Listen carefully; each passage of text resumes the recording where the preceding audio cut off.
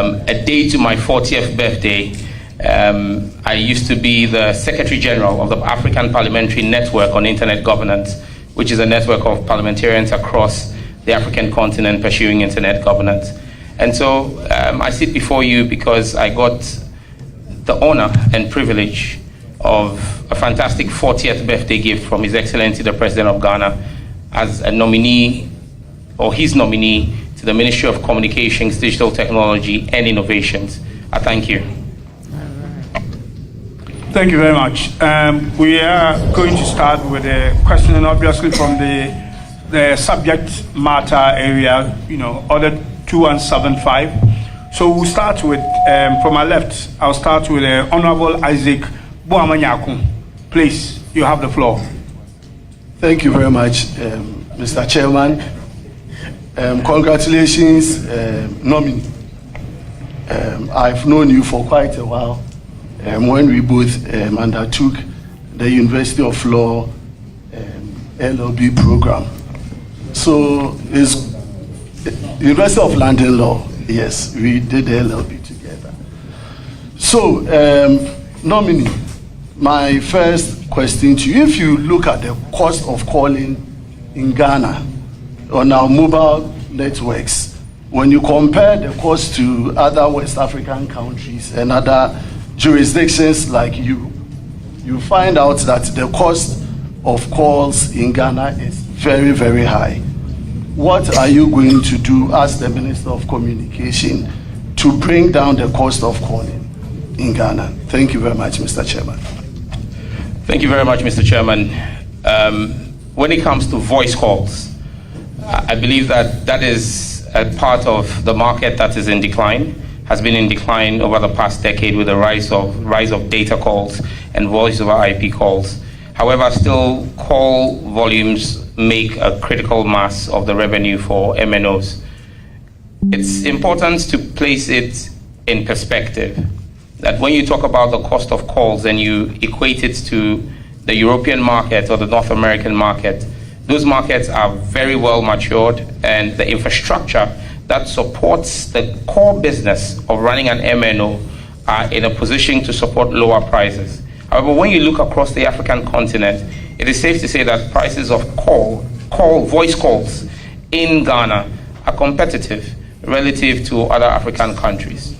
And so we'll continue to work with stakeholders and the regulator to see how well we can continue to drive prices down using regulation in a way that makes the businesses sustainable and does not kill the investments of MNOs in the sector. I thank you, Chairman. Mr. Chairman, a follow-up on this particular one, yes. Ghanaians have had concerns in terms of, again, the cost and the treatment that they receive from the telephony group. You make a call and they tell you the call is out of coverage area, the number you are calling cannot be reached when the person is right in distance with you.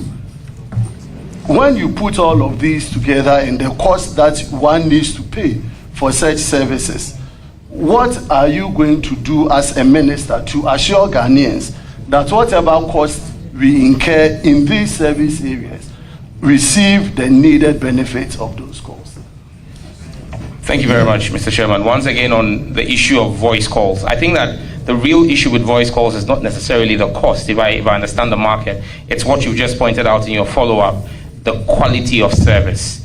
That's where consumers and customers have a problem, and that's where we all face the challenge, where you're making calls and the rate of call drops and call failures are extremely high. I agree with you that there is work that needs to be done from the ministry by way of policy through the regulator, the National Communications Authority, to ensure that the KPIs for the MNOs and service providers is enhanced and that we ensure strict adherence to it. If you set the KPIs low, every MNO is going to pass it. But the question is, are we having the real consumer experience that citizens have to have? As Minister Designate, I think no. I think that there's a lot of work that the telcos have to do.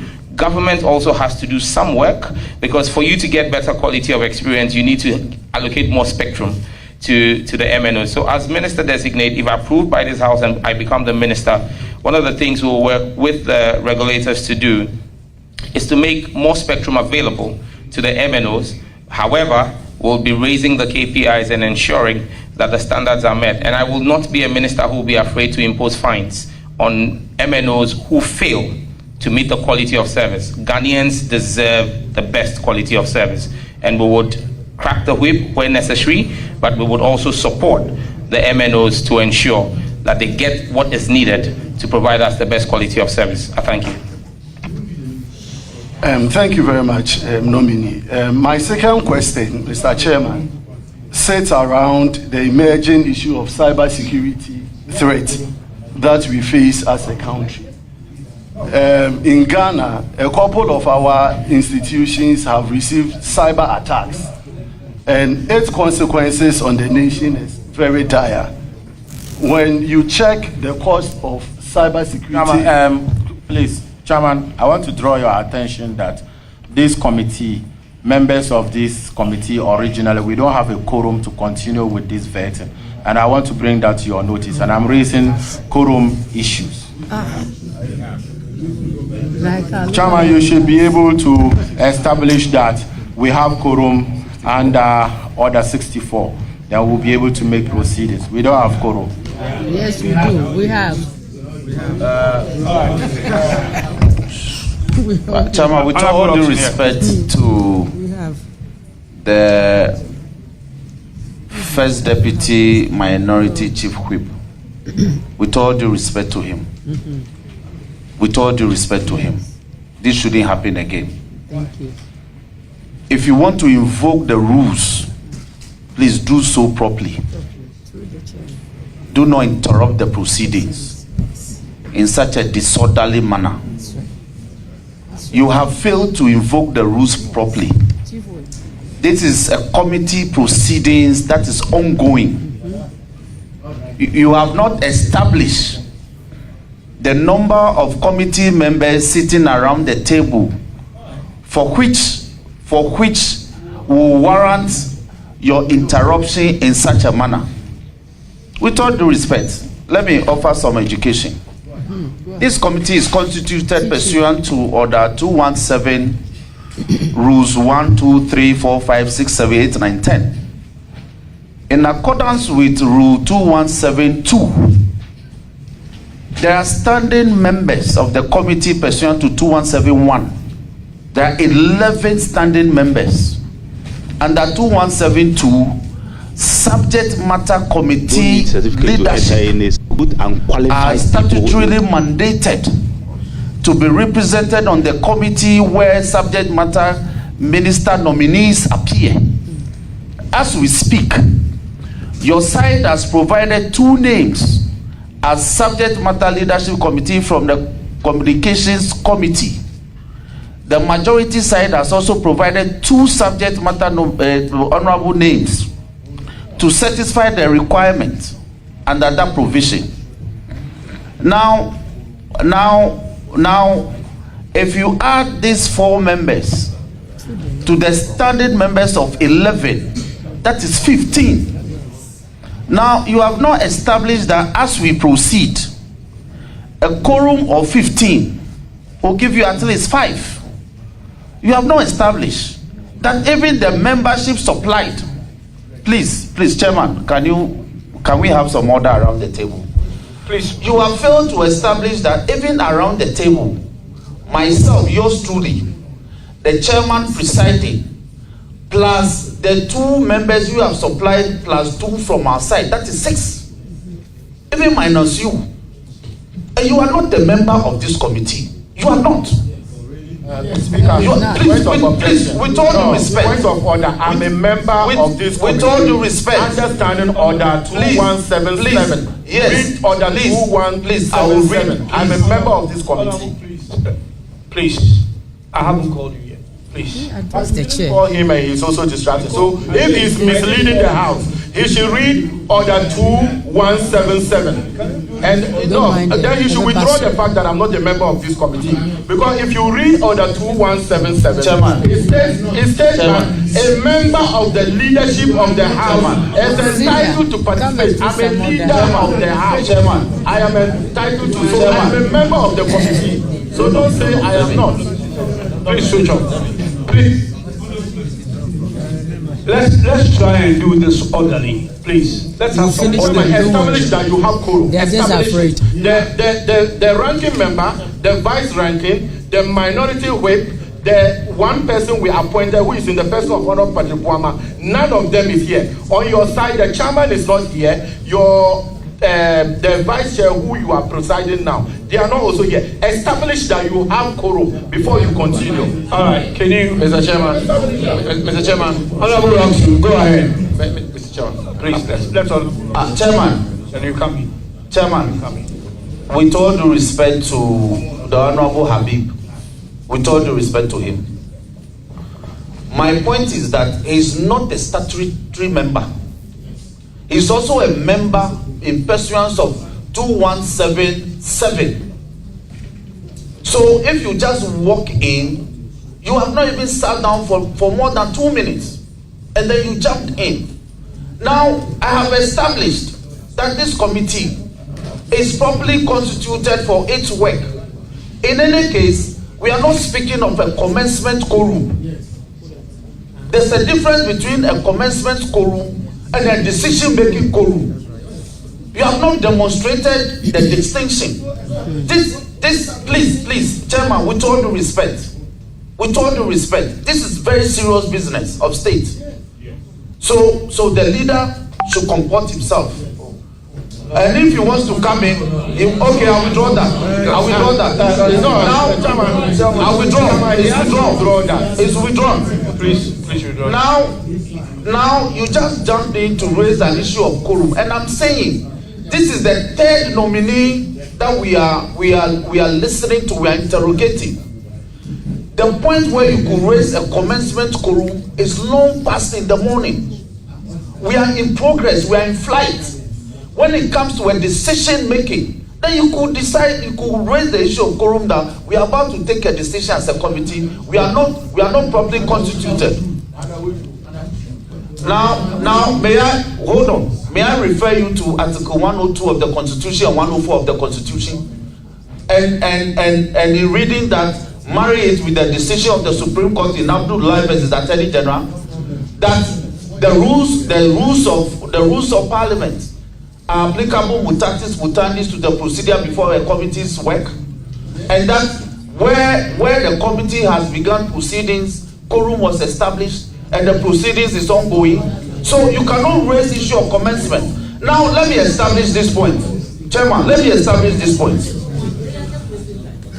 Order 2171, the Appointments Committee comprises the First Deputy Speaker as chairperson, Minority Leader as ranking member, the Deputy Majority Leader as Vice Chairperson, the Deputy Minority Leader as Deputy Ranking Member, and the following other members: A, the Majority Chief Whip; B, Minority Chief Whip; C, 5 other members selected based on the numerical strength of the parties in Parliament. So based on 2171, A, B, and C, the standing membership of this committee is 11. Now, based on 2172, the chairperson and ranking member and 2 other members of the relevant subject matter standing or select committee shall join the members of the appointments committee to consider persons nominated by the president for appointment as all that. Now, Chairman, with all due respect to the first deputy minority chief whip, his membership is provided under 2177, and it says a member of the leadership of the House is entitled to participate in the proceedings of the committee during the consideration of nominees for appointment. So the issue of quorum and quorum is, Mr. Chairman, to invoke Order 64. Let me refer the House to Order 64. Thank you very much. Do so properly. Do not interrupt them. With all due respect, let me offer some education. This agenda to disrupt these proceedings, it won't work. That's right. So let me address, Chairman, let me address this matter and we make progress. Now, quorum in Parliament. Quorum in Parliament. Chairman, Order 64.1, a a quorum of parliament, apart from the person presiding, is 1/3 of all the members of parliament. Now, where the person presiding is a deputy speaker or a member, that person shall be counted as part of the quorum. Now, I agree that the orders will apply to the work of the committee. Without establishing the number around the table, you just said that we don't have a quorum. Meanwhile, as we speak, the standing membership of the committee is 11. And we have myself, we have the vice chairperson, we have the Honorable Ajia represented, we have the Honorable Rita Odole represented, we have the Honorable Mahama Shaibu represented, and we have Honorable Uma. He has just stepped out. We have just stepped out. So this attitude, Chairman, with all due respect, Chairman, let me conclude by saying, let me conclude. Chairman, the honorable member is completely out of order. We must make progress with our nominee. I so submit. I thank you for the opportunity. Yeah. Okay, Honorable Abujinapo, please, let's do this orderly. Indeed. Thank you very much, Mr. Chairman. Mr. Chairman, if you allow me, let me congratulate the nominee and to say that I sympathize with him. That he's caught up in this litigation, but indeed, it's his chief whip. Who is anyway, Mr. Chairman, I want to submit that the application and procedure invoked by the first deputy minority chief whip, is properly grounded, is properly construed, and is properly laid before you, the chairman of this committee. Let me establish two preliminary points. The first one is that the majority, Mr. Chairman, the first one is that the majority, the learned majority chief whip, who is a senior lawyer, whom I respect a lot, himself makes the point that at the commencement of the proceedings of a committee, one can raise the issue of quorum. In the same vein, he makes a strenuous effort to establish the fact that this committee is properly constituted and this committee has quorum. And he goes ahead to try and even name members of the committee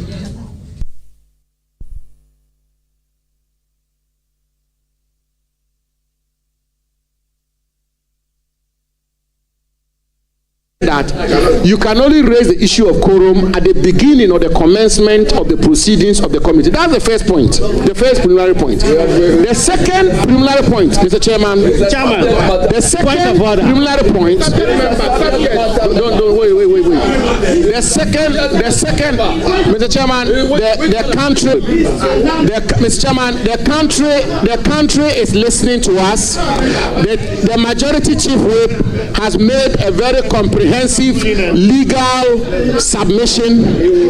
Members on this side, the minority, we are making our submission. I think we owe it to the nominee, we owe it to the country to get to the bottom of this matter in an orderly manner based on the rules of the House. Mr. Chairman, the second point I make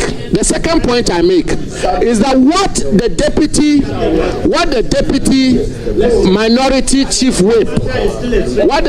minority chief whip sought to do was to raise an application pursuant to Order 64 of the Standing Orders of Parliament to the chairman of the committee. And Mr. Chairman, when that application is laid, it is only and only when the application is laid before the chairman will the chairman go through the processes and the proceedings pursuant to Order 64 of the standing orders to make a determination whether or not this committee, this appointments committee of parliament, is properly constituted and that it has quorum. Mr. Chairman, with your permission, I want to quote Order 64. Order 64. Order 64 says, the quorum of parliament, apart from the person presiding, is 1/3 of all the members of parliament. 2, where the person presiding is a deputy speaker or a member, the person shall be counted as part of the quorum. 3, a member may draw the attention of the person presiding at any time during a sitting that members. Mr. Man, can I be listening in silence? We are live on national television. I mean, can we please? Now, look. No, can we? And so, Mr. Chairman, Honorable, please. Honorable Chairman.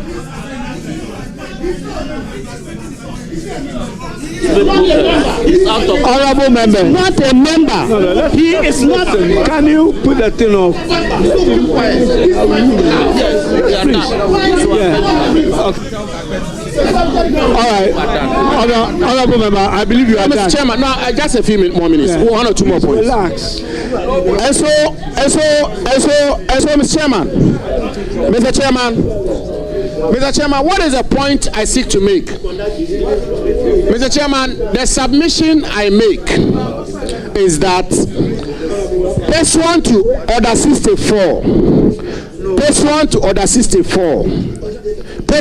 64 of our rules, when a member makes an application to the chairman, and indeed the majority chief whip himself, and I will always refer to him as the learned majority chief whip, has submitted that the rules of the parliament as a plenary, the parliament as a whole, is applicable to the proceedings of a committee of parliament. And therefore, Order 64 is applicable to this appointments committee. And so what is my conclusion and what is my contention? And of course, Article 102 and Article 101 buttresses this point.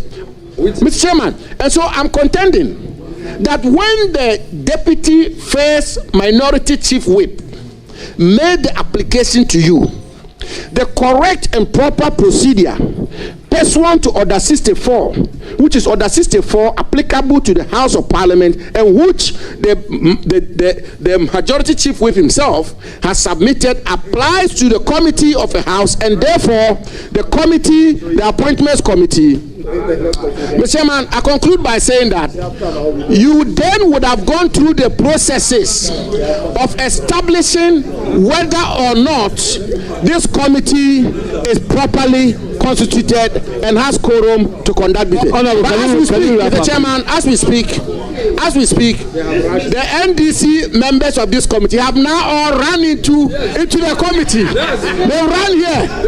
They rush here. So, Mr. Chairman, on that basis, let me conclude by saying that the first deputy minority chief whip has withdrawn his application. It was properly grounded, and therefore let us proceed. Thank you very much. I have please. Let's continue the meeting. Well, we have the commencement quorum, so we'll continue the meeting, and then you are overruled actually. Can you continue? Yeah, you on the floor. Yeah. Thank you very much. Before you go on, just to bring to your attention, I was given this piece of paper before we started, and Honorable Abu Jinapo is a subject matter person on this table, so you help us form a quorum. Thank you.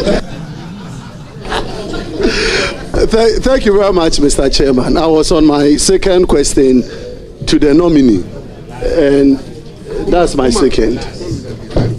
I hope. Okay, so My question was that cyber security has been a national concern, and I was indicating that the country has experienced some couple of cyber attacks.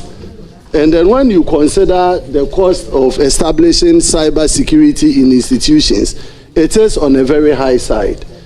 When you look at the NDC manifesto, you talked about enhancing support to cyber security establishment and initiatives. I want to know first from the nominee, what is he going to do as a minister to fund cyber security initiatives to ensure that the country's systems and networks are adequately protected? Thank you. Thank you very much, Mr. Chairman. Mr. Chairman, the cybersecurity of our country is a critical one that sits and straddles the Ministry of Communications, Digital Technologies and Innovation, and our national security apparatus. In fact, when you read the National Security Strategy document that was prepared in 2020, I believe that paragraph 3.4 on page 41 speaks about our cybersecurity preparedness as a nation. Mr. Speaker, Mr. Chairman, in 2020, we passed Act 1038, which is the Cybersecurity Act. As a member of the committee at the time, I played a key role in the formulation of that legislation. And when you speak about funding cybersecurity, I'm sure that the outgoing minister will bear witness, and the members of the committee, that when the bill came to Parliament from Cabinet, it did not have anything about funding cybersecurity. It was my personal intervention and amendments to the bill that introduced Section 23 of the bill, which is the funds of the bill. I would say that it is just sheer providence that 4 years after the bill came into law, the outgone government was unable to operationalize the fund. And I, who brought it into the bill, today sits here as a nominee of the president to superintend this bill. I give you the assurance that the brain and thinking behind me introducing funding for the bill, and if you read it, I identify a number of sources to fund cybersecurity. One of them is grants from the government. Another is allocations from government or grants from individual donor agencies like the Mastercard Foundation and Rockefeller Foundation.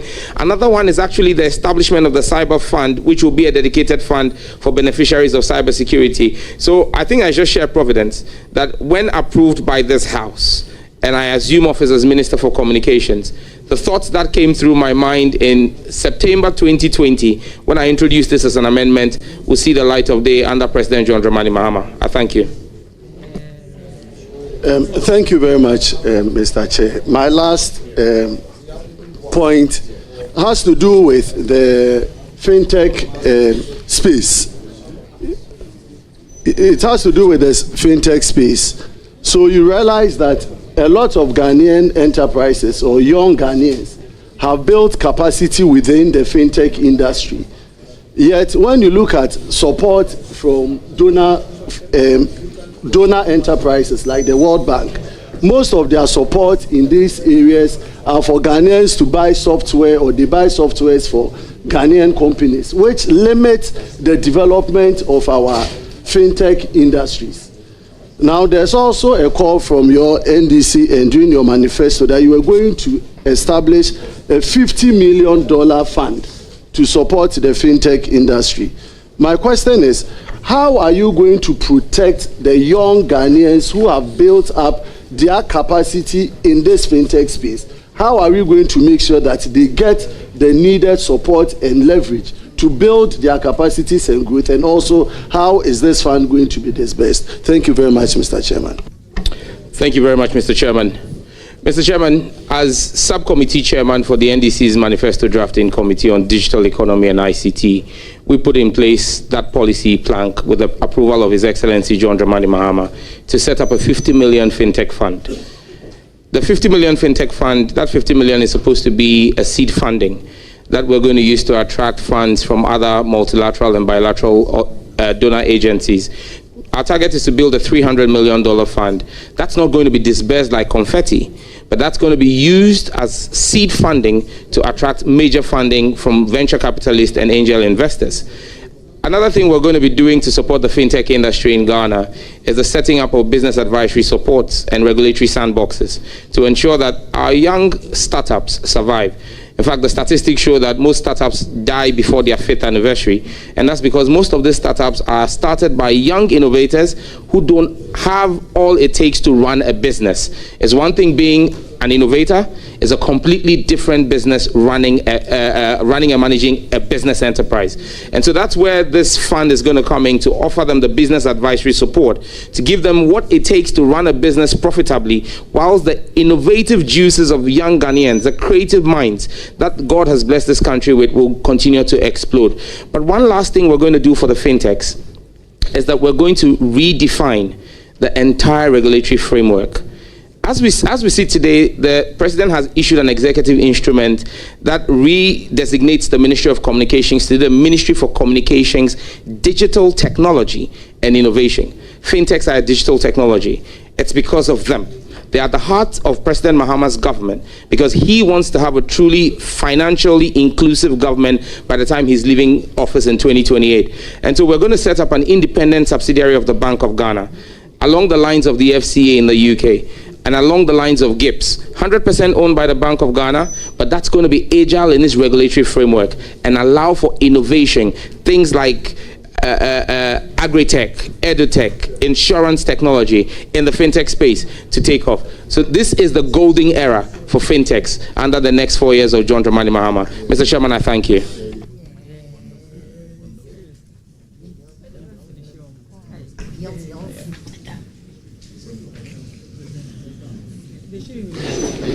Any further questions? Or you are done? You've asked your 3 questions. Then I will proceed to give the floor to Honorable Abu Jinapo.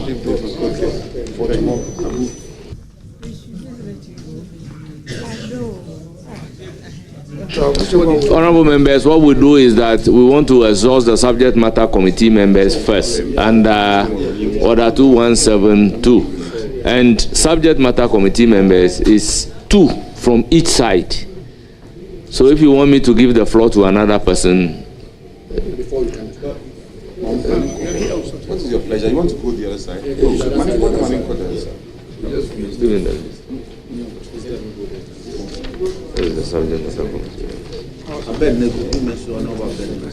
Honorable Abednego, you have the floor. Thank you, Chair. And congratulations, Senior. Your appointment does not surprise anybody, because you have proven to be very, very, very astute in the communications industry.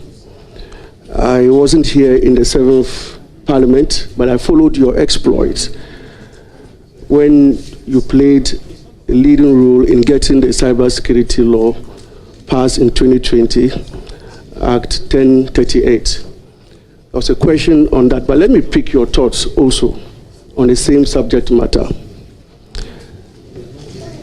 There is 2 schools of thought. One believes that the Cybersecurity Authority should be under the remit of the national security. Others, they make the argument that it has to do with cross-border crime, talking about jurisdictional issues. Those who are in favor that it should remain with the Ministry of Communications make the argument that it is an IT-related, and therefore it should be with the Ministry of Communications. You have been with it from its inception. What is your thoughts on these 2 of thoughts? Thank you very much, Mr. Chairman. In my earlier response, I made reference to the National Security Strategy document of 2020 that recognizes cybersecurity as a key tool. I agree that there's the school of thought that thinks that cybersecurity should not sit, especially the Cybersecurity Authority, should not sit under the Ministry of Communications, but rather under the National Security Ministry. There is some merit to that, but I think that when you look at it holistically, you realize that that will not be the best architecture. When you look at best case situations across the world, like in India, like in Singapore and in Rwanda, you realize that you keep your cybersecurity authority under your Ministry for Communications or your ICT ministry, because cybersecurity plays 5 cardinal roles, or has 5 interfaces. There's the public interface, which deals with the citizens. Then there is the international interface, our engagements with multilateral and bilateral stakeholders. You've got the industry interface as well, where you talk about the cybersecurity professionals in the sector. You've got the policy formulation, which is largely what the ministry will lead. And then you've got the security and intelligence interface. So of 5 interfaces, 4 of them are civilian and 1 is security. If you move it under your National Security Ministry, it becomes difficult for you to have the full benefit of the 4 other interfaces, be it policy, be it industry, be it international or public interfaces. What we need to do is to have collaborations between the Ministry of Communications, Digital Technology and Innovation and our national security outfits to ensure that the synergies are built between both institutions. I thank you, Mr. Chairman. Mr. Chair, thank you. I will not have further questions because Minister designates your competence and capabilities is unquestioned. Congratulations once again. Any further questions?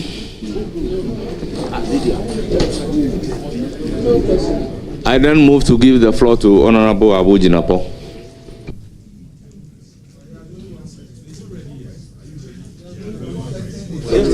I'm ready.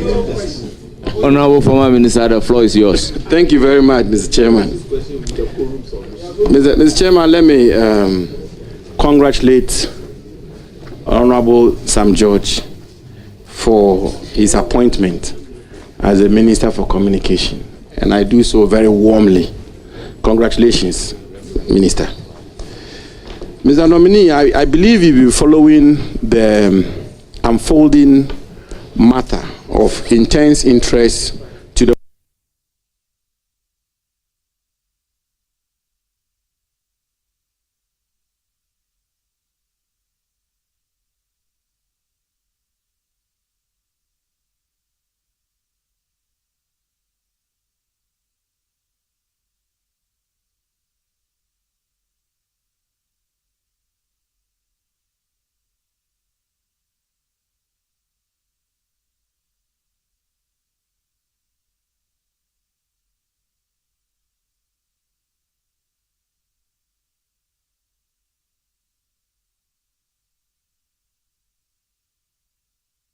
recommended by this committee to Parliament, and the Parliament were to approve you and you become the Minister for Communications. What plans or what is your thinking on how Ghana itself can tap into or can plug into this artificial intelligence industry to bring about development in our country? Thank you. Thank you very much, Mr. Chairman. I mean, I saw a quote the other day that said AI in 2025 is like Bitcoin in 2013. Jump on the bandwagon now or you get left out. President Mahama has a clear vision on his AI policy. We're going to take the current AI strategy that was developed by the previous government, review it, make it fit for purpose by engaging industry and ensuring that Ghana becomes the hub for artificial intelligence on the African continent. We're going to do this by making sure that our innovation hubs, as promised in our manifesto, are executed, and then we will introduce AI on top of big data that we are taking. Ghana will become the center and the hub for artificial intelligence, machine learning, cybersecurity, data analytics, and data processing on the continent in the next 4 years. I thank you. Thank you, Mr. Chairman. Mr. Chairman, the question has been asked already, but I think it's a very important matter. Honorable Minister, your second question. Yeah, my second question. Very well. And I think it's a very important matter, which I believe the nominee will want to shed some more light on. Cybersecurity is a major area in the security framework of the world. I mean, it's probably, arguably, one of the most important areas of security concerns across the world, cybersecurity. Now, you've spoken to it, but there is obviously the big debate out there as to where the effort to clamp down on cybersecurity should be properly situated. Some of the pundits hold a school of thought that it's a national security issue, and therefore it should be situated within the ambit or the confines of the national security architecture, with the Ministry of Communication being more or less the expert or specialist wing which supports the national security to clamp down on cybersecurity. Of course, you cited the example of India, but there are other examples like America, like England, like Europe, and several other places where the framework is fundamentally different from some of the examples you cited. In Ghana today, it is situated under the Ministry of Communications largely. What is your position? Not so much as to how the country's efforts at fighting cybersecurity, where it should be situated, but how can we build a proper synergy between the national security apparatus holistically in its totality and your ministry to ensure that we come to full grips on the issue of cybersecurity in Ghana? Thank you. Once again, I'll just reiterate for the purposes of this committee and for the betterment of the people of Ghana. The NDC holds a view that cybersecurity is not just a national security issue, it's also a civilian issue. Cybersecurity has two sides, it's two sides of the same coin, protecting citizens from the state and from malicious actors. If you put cybersecurity solely under the ambit of national security, it assumes a fully militarized, weaponized tool. But cybersecurity, like I said, has the public, has the industry, has the international and policy outlooks that we need to keep as civilian. The architecture we have today allows for daily briefings by the Director General of the Cybersecurity Authority to the National Security Coordinator. So we are fully integrated. There's full briefings. The Joint Security Council has the Minister for Defense, the Minister for Interior, the Minister for Foreign Affairs, the Minister for National Security, and the Minister for Communications there. And I'll just make this clear. You've got the police, the Minister for Interior, overseeing the police, the Ghana Police Service. The Ghana Police Service does some work relative to cybersecurity. We've not moved the police from Ministry of Interior under National Security. You've got Defense Intelligence under the Ministry of Defense. We haven't moved them under National Security. You've got the Research Department under Foreign Affairs. You've not moved them under National Security. Cybersecurity has a home under Communications and it will remain there. Thank you.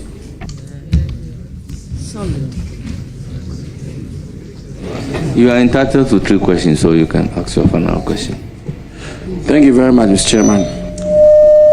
Mr. Chairman, in the run-up to the 2024 elections, the honorable nominee, on several occasions, and I have various articles to that effect, dates and occasions on which the honorable nominee made the point I'm about to put to him.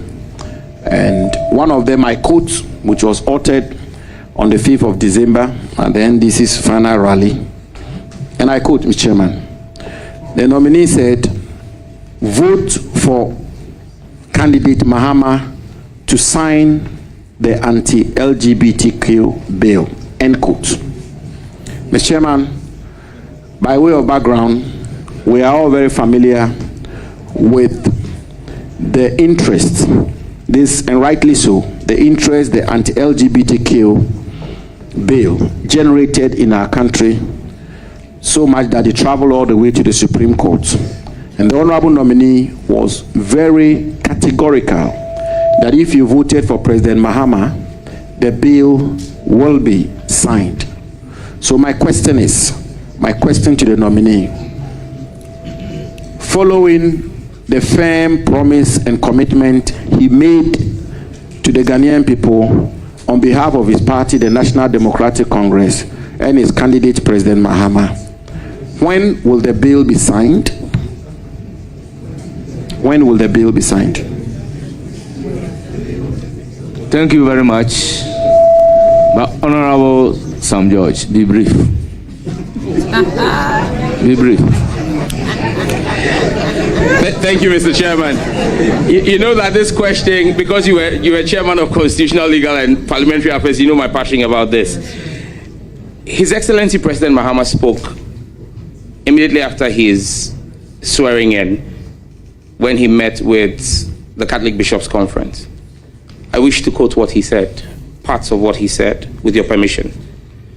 So the convention is that all bills that are not assented to before the expiration of the life of Parliament expires. And so that bill effectively is dead.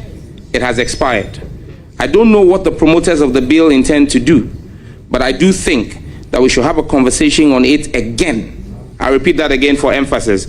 President Mahama said, I do think that we should have a conversation on it again so that all of us, if we decide to move that bill forward, move it forward with a consensus. My position is that that bill is a critical part of our national life. Ghanaian family values, our children's innocence must be protected. In this 9th Parliament, that bill will be reintroduced, either as a private member's bill or as government's bill. I will work with government. If it's government's bill, if it's not and it's my bill, I will bring it back again, because my chiefs seated here, the chiefs from Ningo and Pram, supported me in bringing that bill in the 8th Parliament. They've asked me to reintroduce it in the 9th Parliament. I will do so. Thank you. Thank you very much. Mr. Chairman, I have a couple of follow-up questions. I have a couple of follow-up. I didn't ask follow-up question in the first two. You are entitled to a follow-up question on a substantive question. So once you don't exercise the right to ask a follow-up question after asking the first question, the second question, you can have so I can't 3 follow-ups. You are now entitled to 1 follow-up question on the LGBTQ. Okay, thank you. So, Mr. Chairman, the nominee is also on record to have said, and I quote, the Chief Justice is helping Akufo-Addo to support LGBTQ, end quote. I want to repeat. The nominee is on record to have said, the Chief Justice is helping Akufo-Addo to support LGBTQ. Mr. Chairman, we are all very much aware of how strong a Christian the Chief Justice is. And indeed, the nominee came to this conclusion because in his view, the Chief Justice was not expediting action on the anti-LGBTQ case in the Supreme Court. Eventually, Mr. Chairman, the matter was determined, and indeed, the Supreme Court determined the matter in favor of the plaintiffs, that the bill be transmitted to the President for his assent. And therefore, my follow-up question is, will the nominee, in the light of what has happened, and will the nominee, given that the basis for his conclusion is obviously been proven wrong, will he apologize to the Chief Justice here? And further so, will he agree with me that at the time he promised that President Mahama would sign the anti-LGBTQ if voted into office, the nominee, as a very intelligent, experienced legislator, knew very well that on the dissolution of the 8th Parliament, that bill will no longer stand, and that bill will also pass with the dissolution of the 8th Parliament, and there will therefore not be any bill for President Mahama to assent to. Will he agree that there was some element of dishonesty in making that commitment to the Ghanaian people? Will he apologize to the Chief Justice, and will he agree that he knew very well that the bill will not be available for President Mahama to sign onto if voted into office? Thank you very much, but there is a bit of correction of the question that I will have to clarify, honorable members. The action was taken by the plaintiff, and if the plaintiff's action is dismissed, the decision of the court cannot be in favor of the plaintiff. So the plaintiff's action clearly was dismissed. The plaintiff action was to the effect that the bill must not be transmitted, and the court's decision is that the bill must be transmitted. So, but you said in your question that the decision of the Supreme Court was in favor of the plaintiff. Very well. Having considered, may you go ahead to answer the question. Thank you very much, Chairman, for that clarity, because I was going to make that clarity. Mr. Chairman, let me state that I'm an elder of a church, and as an elder of the church, my integrity and honesty are key principles that I hold dear. My opinions about the actions and inactions of the Chief Justice remain. They are unchanged, and they have been vindicated by the actions of the Chief Justice post my demonstration against her. She could have taken action earlier. She held her own horses. My opinion of the Chief Justice remains my opinion today. It doesn't change. Thank you very much. I then proceed to give the floor to Honorable Lydia Akamvariba.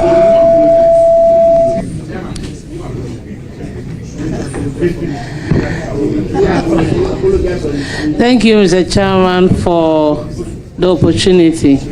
Actually, I don't have a question to ask my able deputy ranking. I only want to congratulate you. Your appointment is no surprise to me, because I know that you can even do much better than the position they have given you. I have been with you in the committee from day one. We all went together to APNIC, African Parliamentarian Network on Internet Governance. I'm a member of that particular organization. It is because of the nominee that I can proudly say that I'm the treasurer of West African Parliamentarian Network on Internet Governance. I know somebody will ask, he's your junior brother, but how come? He has the experience. No, experience is not about age. Experience is not about... Honorable Lydia, if you don't have questions, let's make progress. Let's make progress. I want to use the opportunity to thank the President very much for appointing you, and I wish you the best of luck in that committee and in that ministry. Thank you very much, Mr. Chairman. Thank you. I then recognize Honorable Hajia Ladi Ayamba.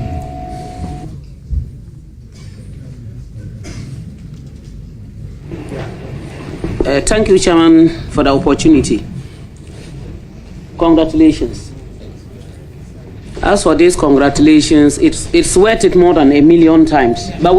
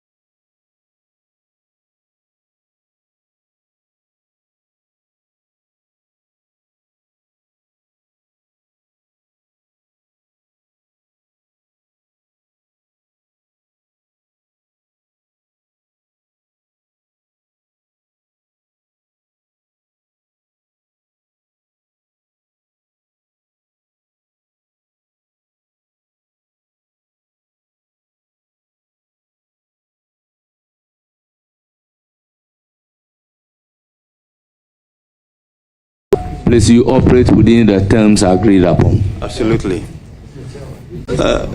Mr. Chairman, congratulations, Honorable Sam Nate George. Honorable, do you have a Ghana card with you? Do you have a Ghana card? Yes, I do. Oh, okay. So do you have it with you now? No, not on my person. Okay.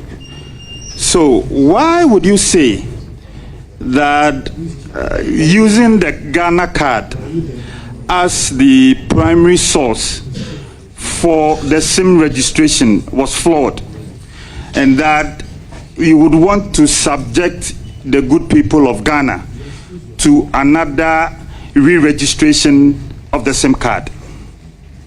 Thank you very much, Mr. Chairman. Common sense is the reason why I'll say that. Because the actions that happened under the last government were very at par with common sense and logic. We've got a National Identification Authority that holds and sits as our national repository of biometric data.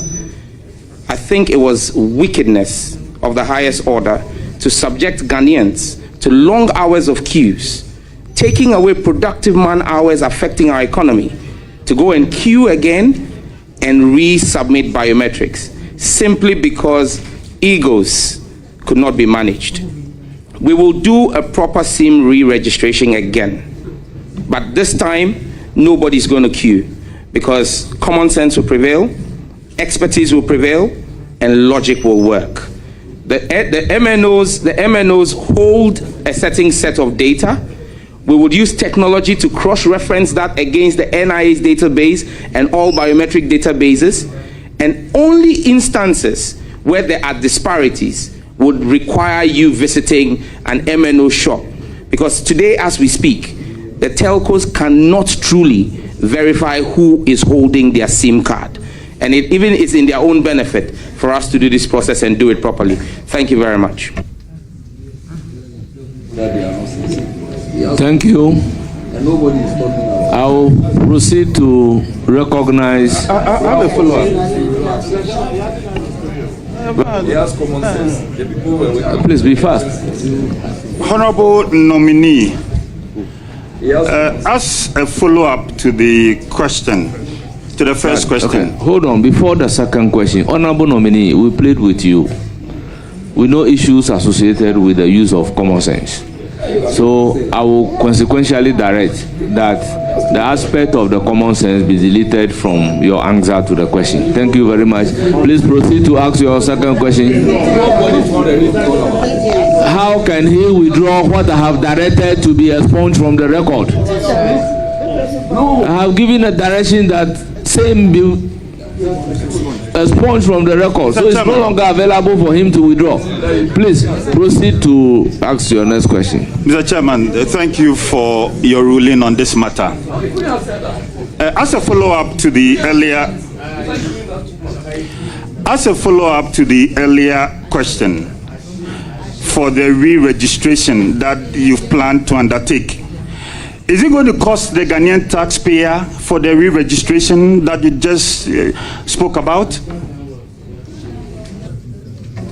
Thank you very much, Mr. Chairman. Unlike under the immediate past government where people had to pay to use an app, no Ghanaian will have to pay for this. The cost will be borne by the MNOs. Thank you. Thank you very much. Any follow-up or the last question? Please go ahead. Mr. Nominee, I hope you are aware that under the supervision of the former Minister for Communications, Ghana launched the 5G network. I think that the whole of Africa, probably apart from South Africa and then one or two other countries, Ghana ranked really high in the launch of this 5G. You were on record to have said that you plan to roll this 5G network that NPP launched commercially if NDC should win the elections. Now you are the minister, NDC is in power. You plan to commercially roll this out. But what about the good people of, say, Akrofonso, the good people of Impintimpi, the good people of Adadekrom, who are complaining that even after the launch of the 3G network, they were not even having a good connectivity. They had issues with the speed of the internet. Then 4G, and now you are ready to roll out the 5G. Thank you very much. Order. Honorable members, government is continuous. Ghanaians are aware that they just left power some 3 weeks ago. So please proceed to answer the question. Thank you very much, Chairman. Chairman, I was going to, following on your premise, the honourable member has just admitted the failings of the past government over the last 8 years, but we would fix it. President Mahama is here to reset the country, and in resetting it, we'll fix it. Fixing 3.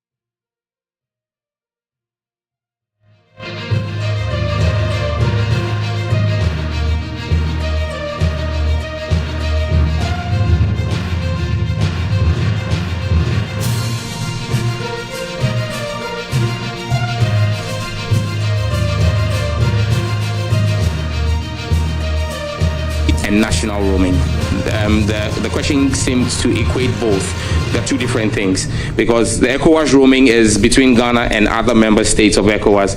National roaming is within the confines of the country, but between the MNOs. So you're an MTN user, you get into an area, you can run on the Telecel network. A Telecel network user can run on the AT network. So we'll work on both national roaming to integrate it properly and ECOWAS roaming as well. Thank you.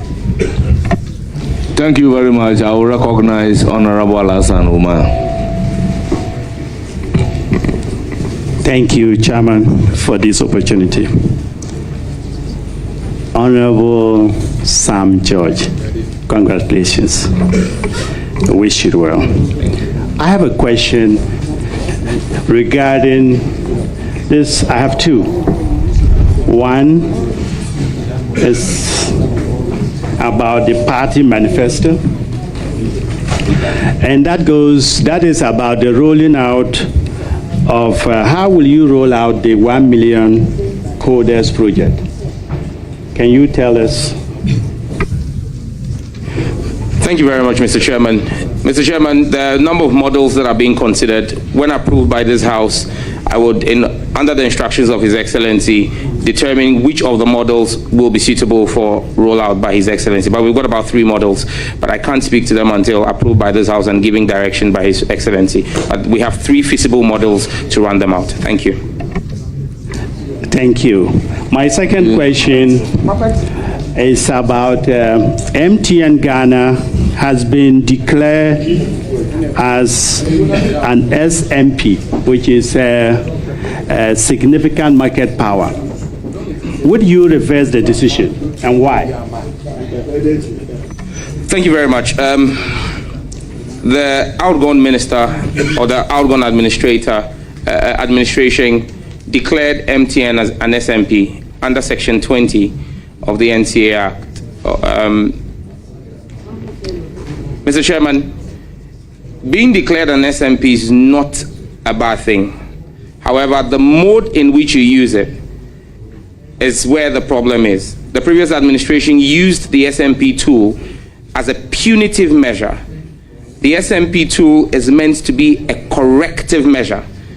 In fact, since the minister declared MTN an SMP, their market share has grown instead of it fixing the distortion in the market. We will use the SMP as a corrective tool, not to punish an investor who has made solid investment in our country over the past years, but also to make sure that we create an equitable playing space for all the players so that the customer has multiplicity of options to benefit from. So the SMP will be used as a corrective tool, not as a punitive tool under the Mahama administration. Thank you. Thank you. Thank you very much. You said you have 2 questions. I will now give the floor to Honorable Ritana Odolesoa.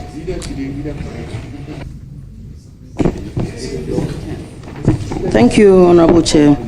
I wish to congratulate my brother, Honorable Sam George, on his nomination by His Excellency, the President of the Republic of Ghana, for believing in you that you can. My question is, do you think there are too many taxes in the communication sector, and what do you intend to do about that? Thank you very much, Mr. Chairman. This question is more like a trick question. I'm guided and minded that my brother, who has been vetted and approved by the House, Honorable Atufo Singh, is dealing with plugging a big, deep hole in our national purse. And so talking about taxes is pretty touchy. However, yes, if you look at the cost build-up for taxation, when you look at a network like Telecel, about 27.65% of the cost build-up is taxes. When you go to a network like MTN, it's almost 40%.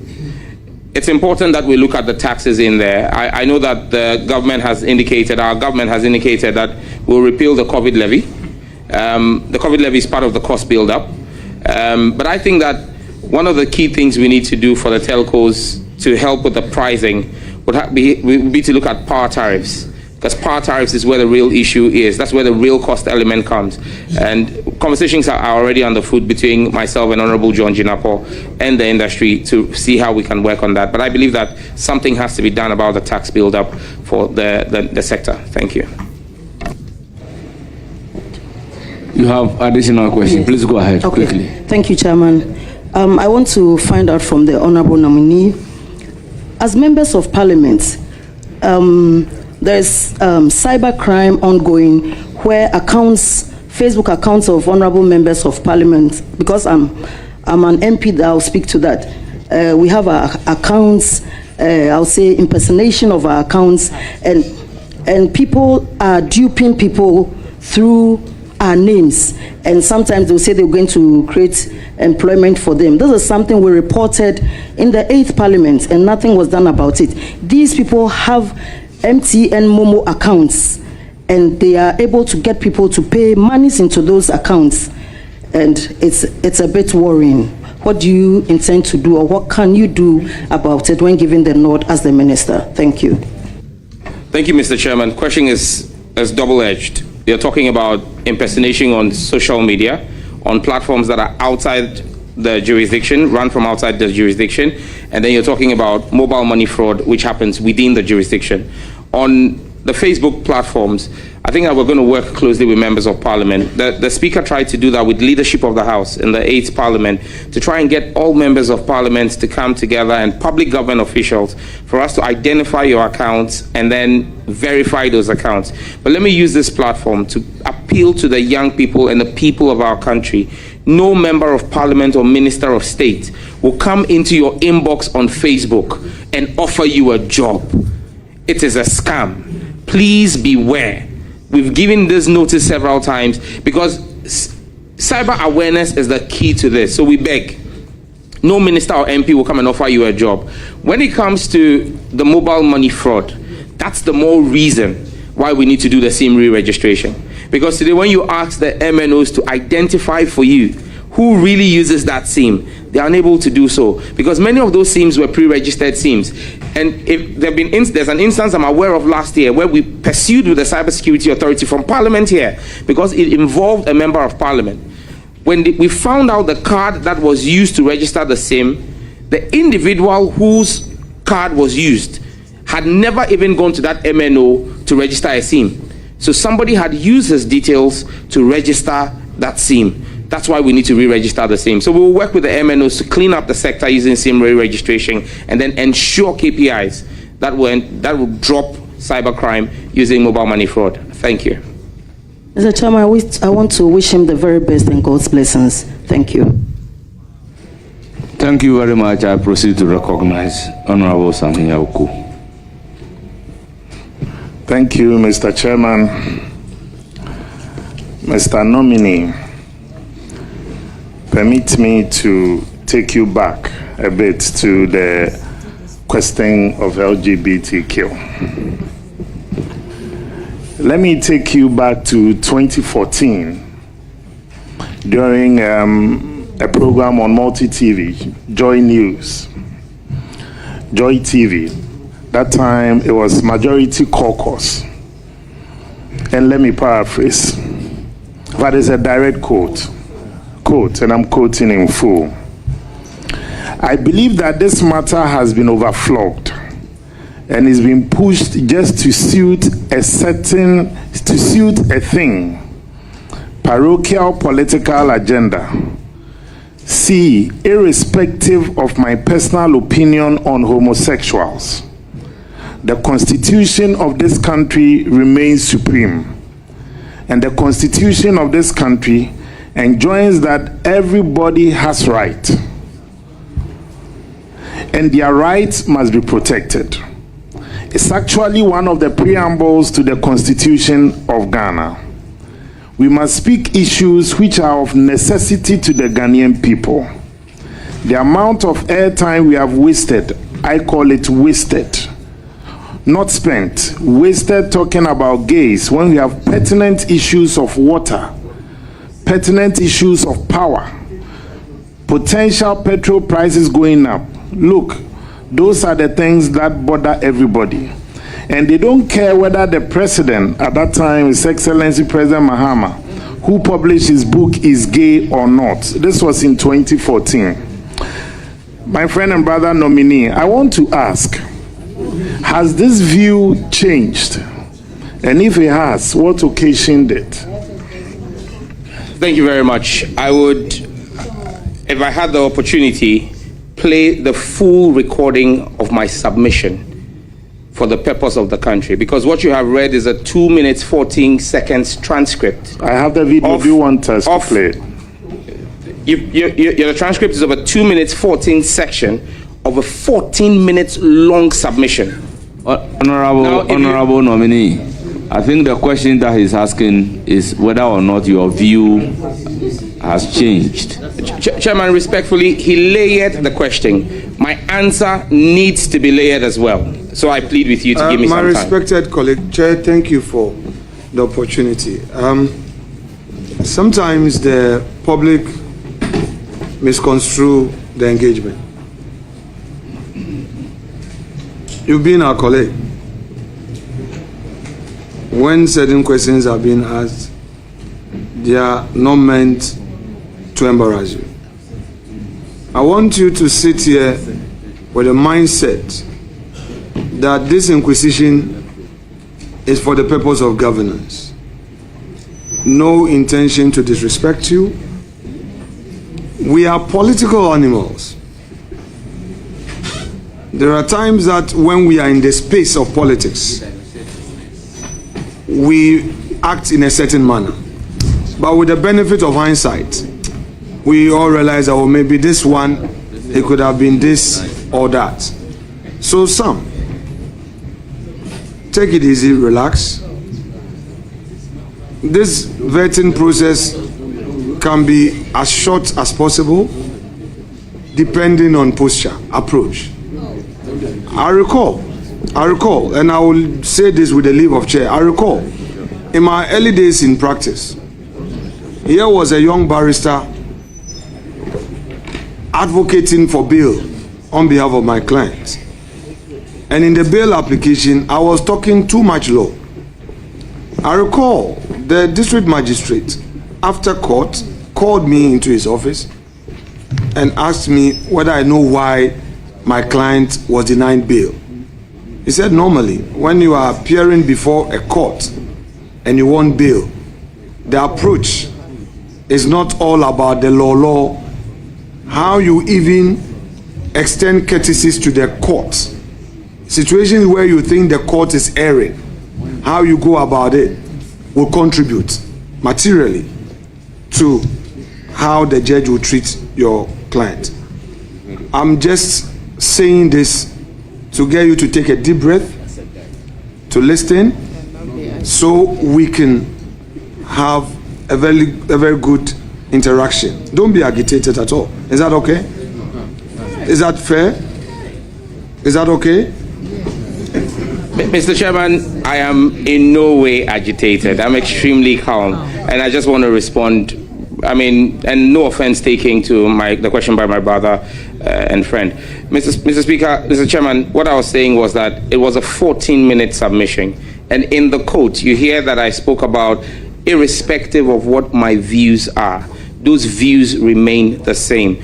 In that video, in that submission, I said that homosexuality, as far as I am concerned, is an aberration of the mind.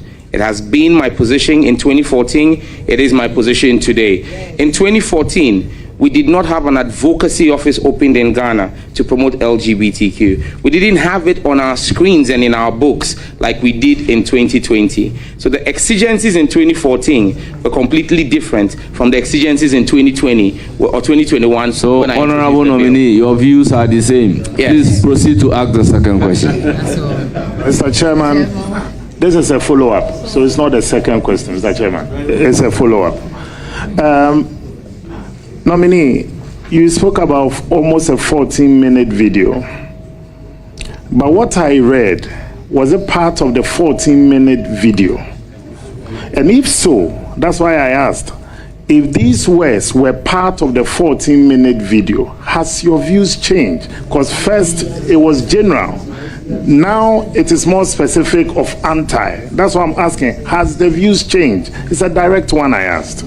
Thank you, Mr. Chairman. Respectfully, Chairman. Honorable Member, I think from the answer, the view is the same.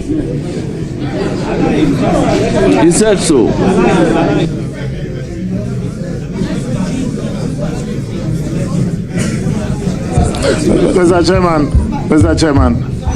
Mr. Chairman, he's a colleague, a friend, and a brother. But this vetting is supposed to bring the best out of our appointees. So it's important that the narrative is set right. That's why, Mr. Chairman, I said I wanted him to respond directly.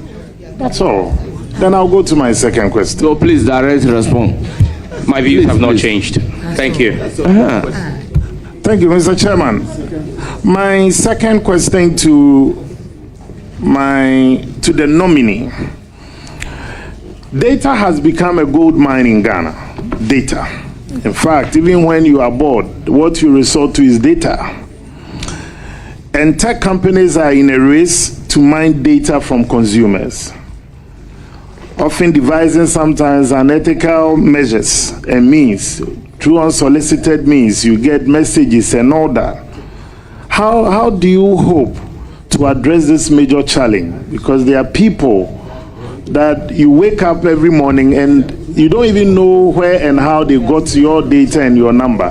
So how do you want to help us as a nation address this challenge? Thank you, Mr. Chairman. Thank you very much, Mr. Chairman. Data indeed is a gold mine, and we would resource and retool the Data Protection Commission under the guidance and leadership of His Excellency John Mahama to ensure that data protection is a priority in our country. Thank you. Mr. Chairman, have the floor. Thank you, Mr. Chairman. I would like to once again go on a follow-up. Follow up on data protection? No, it wasn't on, yes, but basically now, I wasn't even just talking about the data protection. I also wanted to know some measures. I want some, at least, if you can, practical measures that you know, that you can also adopt to help us address this challenge. And Honorable Nominee, let me give you an example. For instance, in my previous job as Director General of the NLA, on numerous occasions you have national security, NCA,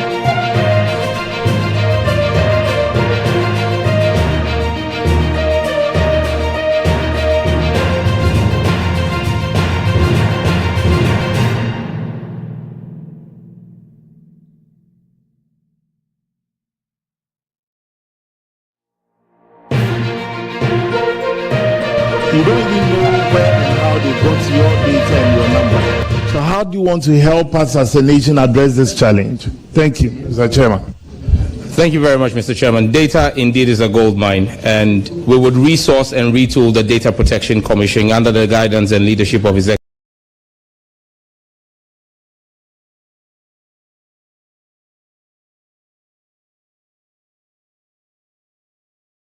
Excellency John Mahama to ensure that data protection is a priority in our country. Thank you.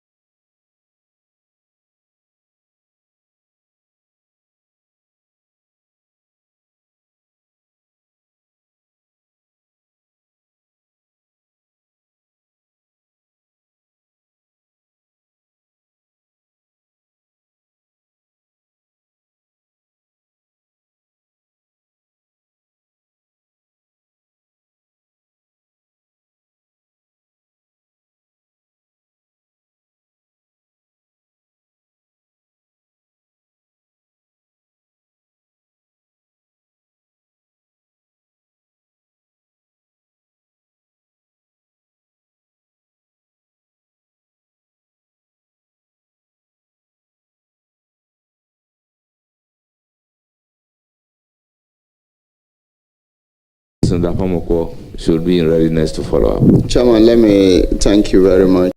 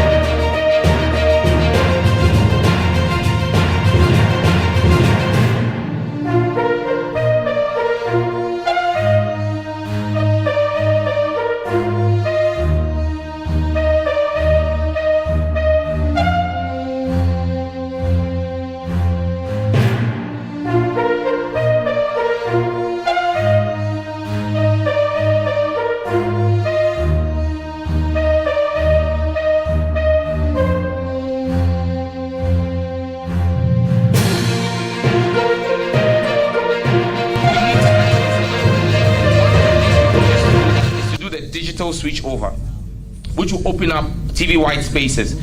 Ghana should have done the switch over in 2015. It didn't happen, so we will do that.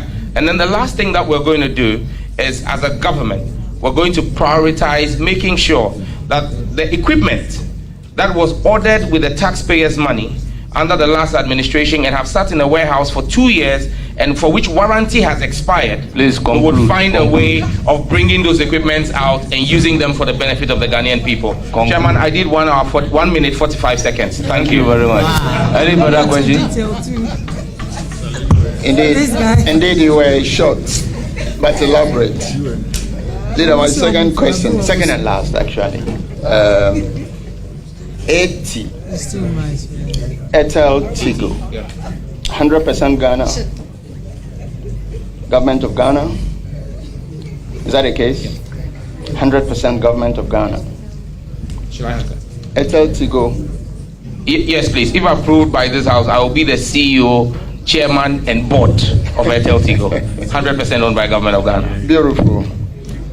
They still run a 3G. Is that the case? Yes, please.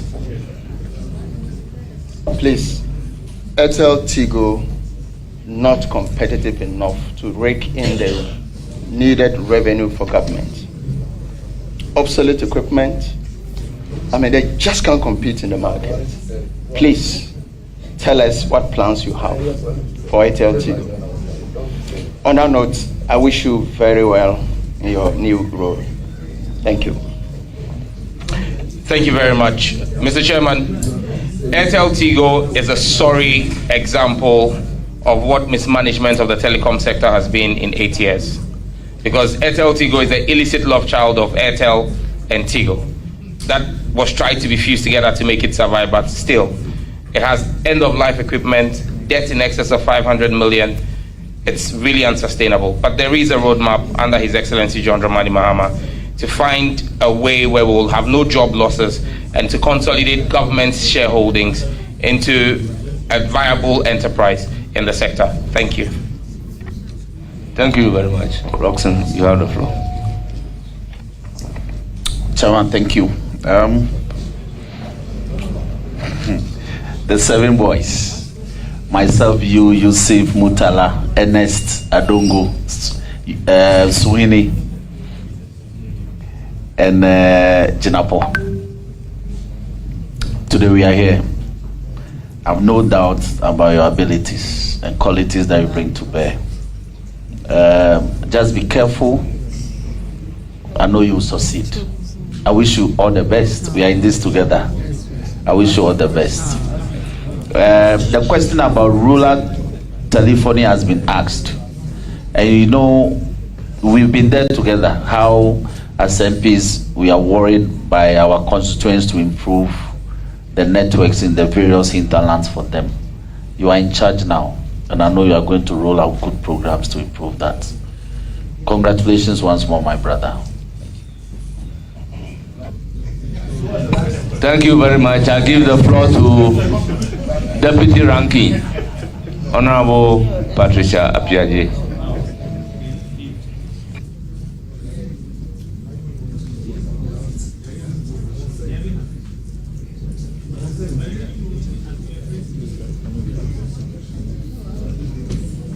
Very well.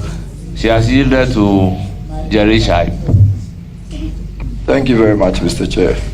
Congratulations, Honorable Sam George.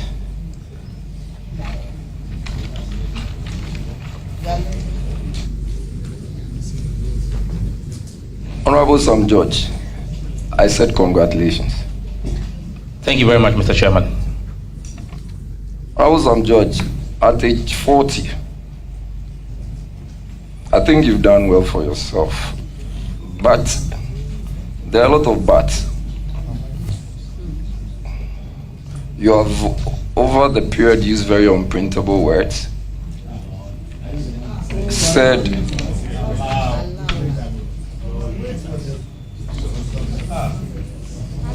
in fact, even today, at this very sitting, you have indicated that those who were dealing with a certain issue lacked common sense.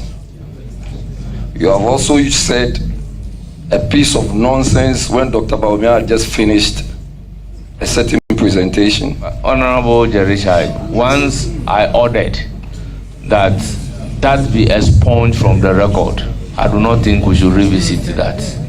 Thank you very much. Thank you very much. So I'll take the common sense bit out. You've used such words as useless and gibberish, and many actually think you are very disrespectful.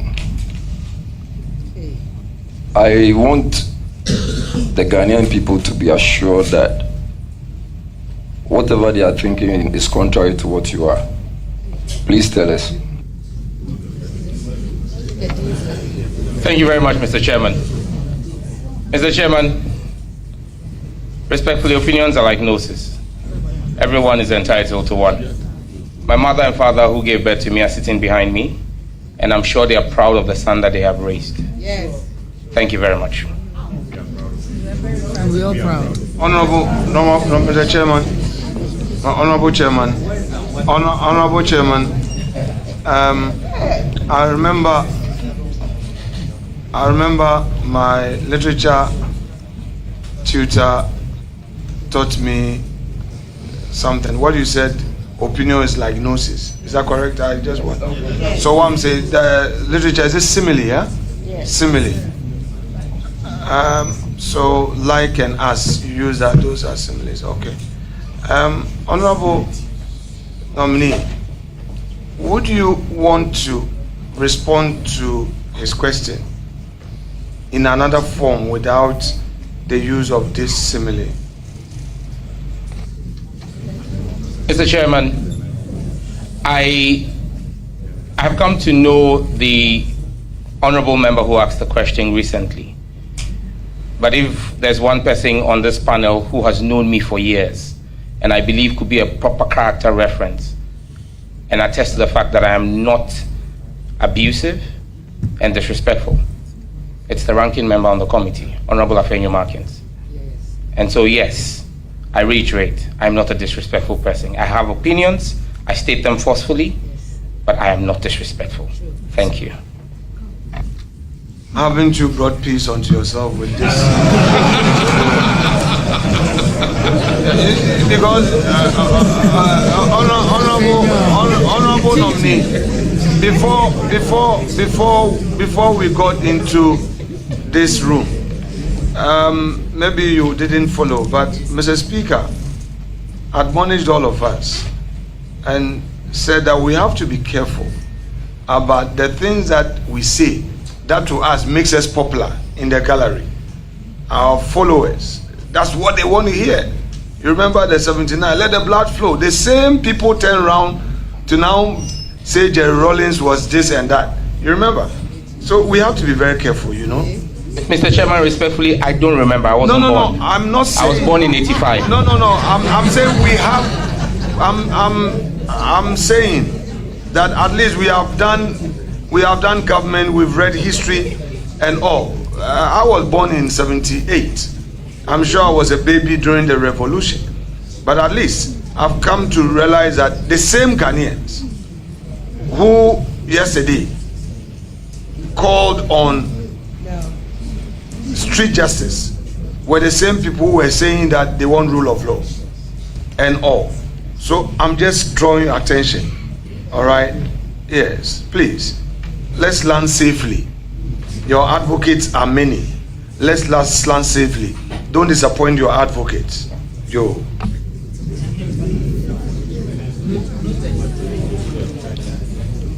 Yes, Honorable Chair. Proceed with your other question. Thank you very much, Honorable Chair. So, I just want to find out, in the midst of current dispensation, if Ghana Post is still a relevant institution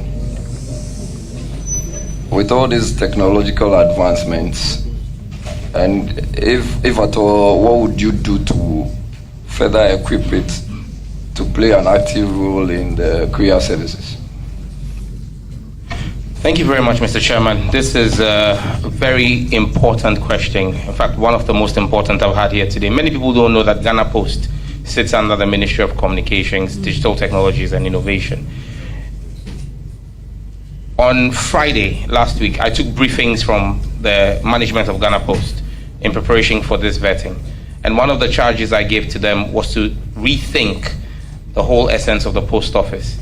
Because the post office may be seen to be a dying concern, but in other parts of the world, the post office has become a revolving place for several other services apart from just the delivery of services, of goods and parcels. And so I tasked the management there to begin to rethink the way we can make the post office a 360-degree service center, especially leveraging on the enhanced community information centers that we have built across the country, and partnering with GIFEC on those to make them truly digital centers where you can get more than just delivery of parcels. So I'm adding them with you on that. We need to make it more than just receiving and sending parcels. Thank you. Thank you. I do not have a follow-up on that. I just want to believe that one of the major or current problems we have, I don't know if you've heard this terminologies, Sakawa, 419, internet fraud, cybersecurity really. And the fact that I heard you earlier mention people having some Facebook accounts, 10, 20, and it's only perhaps you have one, even when it's validated. I'm just wondering, cybersecurity authority that we have, we still have a lot of online impersonation and cyber fraud and mobile money fraud. I do not know what steps you have or you intend to bring on board to curb, even though I really take care of this, because we have a lot of cyber issues. I mean, people are not too sure whether or not mobile money is the way to go, although it's very functional and active. You pay, the next thing you know is being received by the wrong person. Thank you very much, Mr. Chairman. I believe that one of the challenges we've had is that we've not been able to grow our cybersecurity authority because of lack of capacity and funding. There's a Raison project that was begun under the last government. It's stalled for almost 4 years. They need just about $5 million to kickstart the project. That's one of the things we'll be prioritizing, to make sure that the cybersecurity authority is fully tooled and equipped to be able to deliver. However, on the issues of mobile money fraud, we have to work collaboratively with the MNOs. And that's why we have to go back to the issue of SIM re-registration again, to properly register the SIMs so that the MNOs can identify who it is. Because it's one thing blocking the SIMs, it's another thing tracking the person, the cartels behind it, and being able to arrest them and prosecute them. You need to be able to identify persons who hold SIMs. And so working together with the regulators in the space, we will get it done. Thank you. Mr. Chairman, just a follow-up. On SIM registration, so what are the good people of Ghana expected to do with the new, your intention to re-register SIMs? What's going to happen to the ones we have already? Or those who have taken time to have registered earlier? What happens to them? How much is that going to cost you to undertake such a project? Thank you very much, Mr. Chairman. All three questions have been previously answered by me. If I have the direction for me to repeat my answers, then I'll proceed. Please do. You can repeat the answers, but be brief. Nobody, no Ghanaian will lose their SIM cards. They have to do nothing. It's going to be a technology-driven exercise between the NCA, the MNOs, and the National Identification Authority. If there are any disparities in the records, such individuals will be notified to visit their service provider. But majority, we believe that over 90% of SIM holders will not have to visit their service providers. So there will be no activity done. You just get notification that the verification has happened back end and you're verified. Just to ask if there's no cost that will be incurred. I'm coming there. Will there be cost incurred?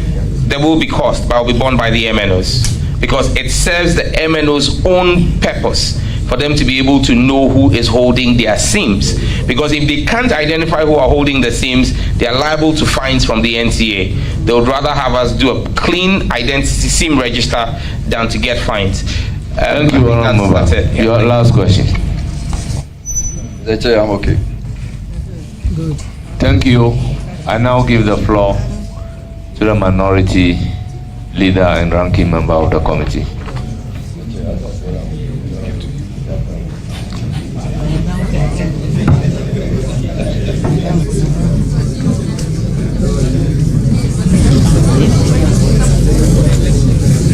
And honorable members, because he has given me his words, I would have to take leave of you to go and preside over the house. So, please, Roxanne, just. Thank you, Chair.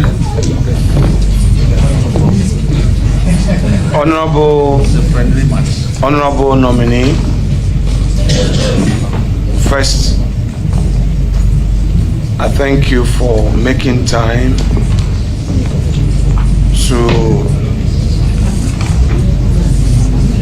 answer questions as part of the process of your eventual appointment as a Minister of State. Let me also commend you for availing yourself for this process. I've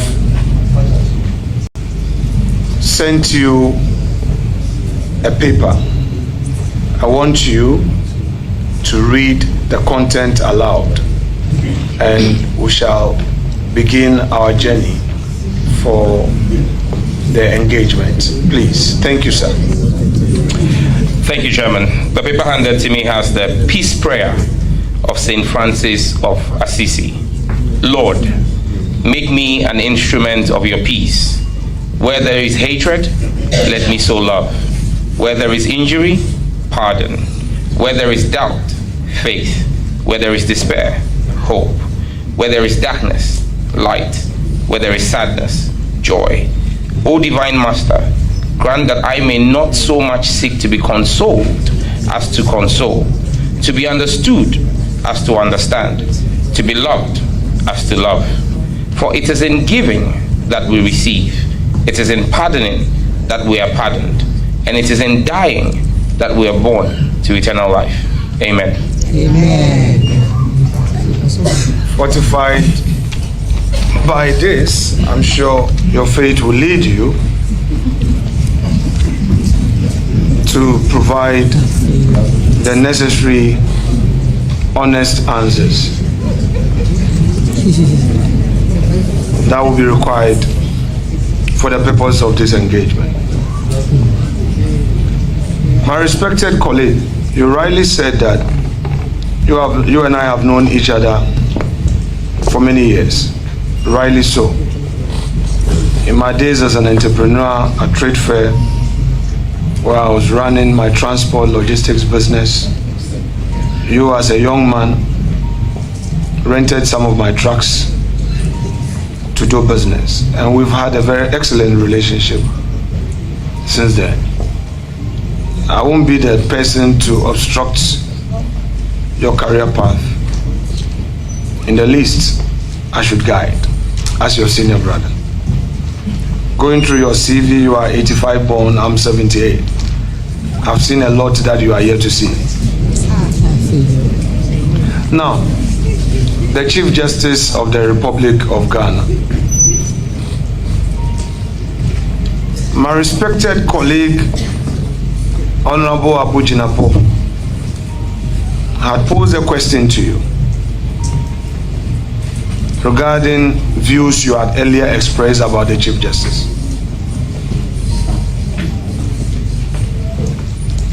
One of it was to the effect that she was deliberately delaying a suit in court, which suit you and I notoriously know it to be the LGBT suit. Do you, with the benefit of St. Francis's prayer, which you have invoked, think that you were fair to my lady in the comment you made about her publicly? Which comment she's not had an opportunity to publicly rebut? Do you think you were fair? Thank you very much, Mr. Chairman. Mr. Chairman, given the facts available to me at the time I made those comments, I believe that they were made in good faith at the time I made the comment. The benefit of hindsight, and now that you know, and granted, I just want to be fair to you, the case had certain applications flying here and there, and there were parties to it, and the respondent defendant's lawyer had made certain applications to the court, which I'm sure you didn't know at the time, correct? Mr. Chair, I knew. Okay, if you did, then the various adjournments which were occasioned by the defendant's lawyers couldn't have been the cause of my lady, the Chief Justice, correct? Mr. Chairman, respectfully, I disagree. So, it is your case for public records that Her Ladyship, the Chief Justice, deliberately delayed the suit that was before the Supreme Court. It is your case. Mr. Chairman, my argument had always been... Honorable nominee, respectfully, is it your case that the LGBT case mounted by my respected friend Richard Delasky, barrister at law, etc., was deliberately delayed by the Chief Justice of the Republic Is that your position? Yes, no. Mr. Chairman, the description are your attributions, not mine. My words were that she had the power to move the case faster than it was being done. And subsequent actions after the demonstration that I led have actually proved my position to be true. That when the Chief Justice gives a timeline, everybody, respondent or plaintiff, Attorney General inclusive, must abide by it. When she invoked her powers, everybody complied. So my contention that she could have expedited it if she had given earlier timelines were proving right by her subsequent actions. Thank you. Do you think that prior to your comment, she was not doing her job well? Is that your case? Mr. Chairman, I thought she could have done better in the exercise of her public office.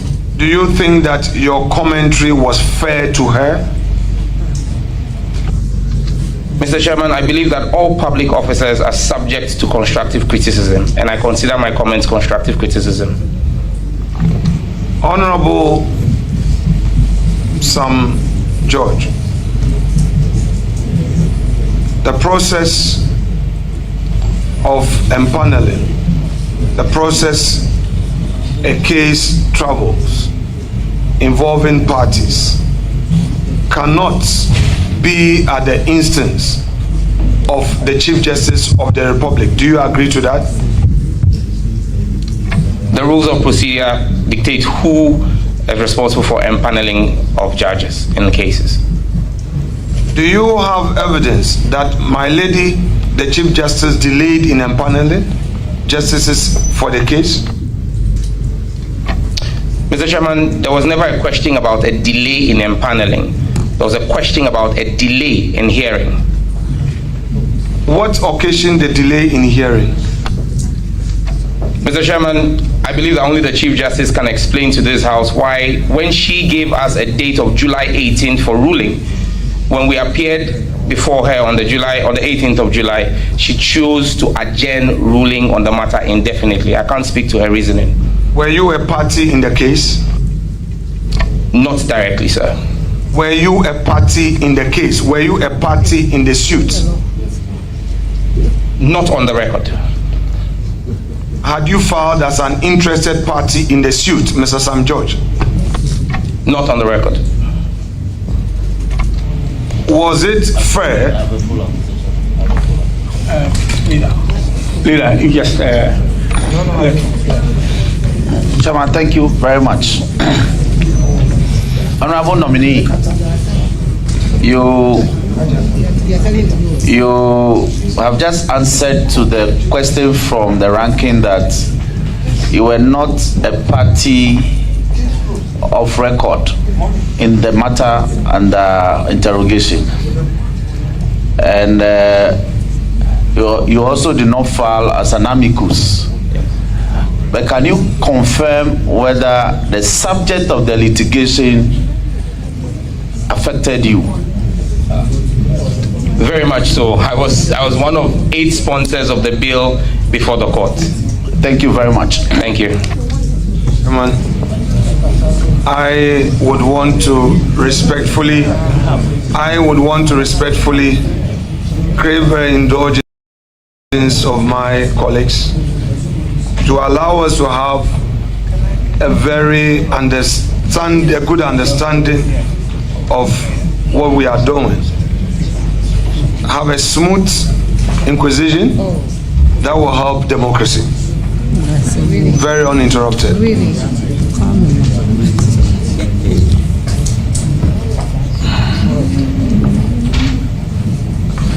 So, you have answered to a follow-up question that you had an interest in the case. That's correct, Mr. Chairman. Yet you didn't deem it fit to get into the case through your lawyer or by yourself. Mr. Chairman, I had absolute trust in the representation for Mr. Speaker, who was a plaintiff and who, in my opinion, represented the interest of the sponsors of the bill. Thank you. You mean the defendant, because the parliament was a defendant?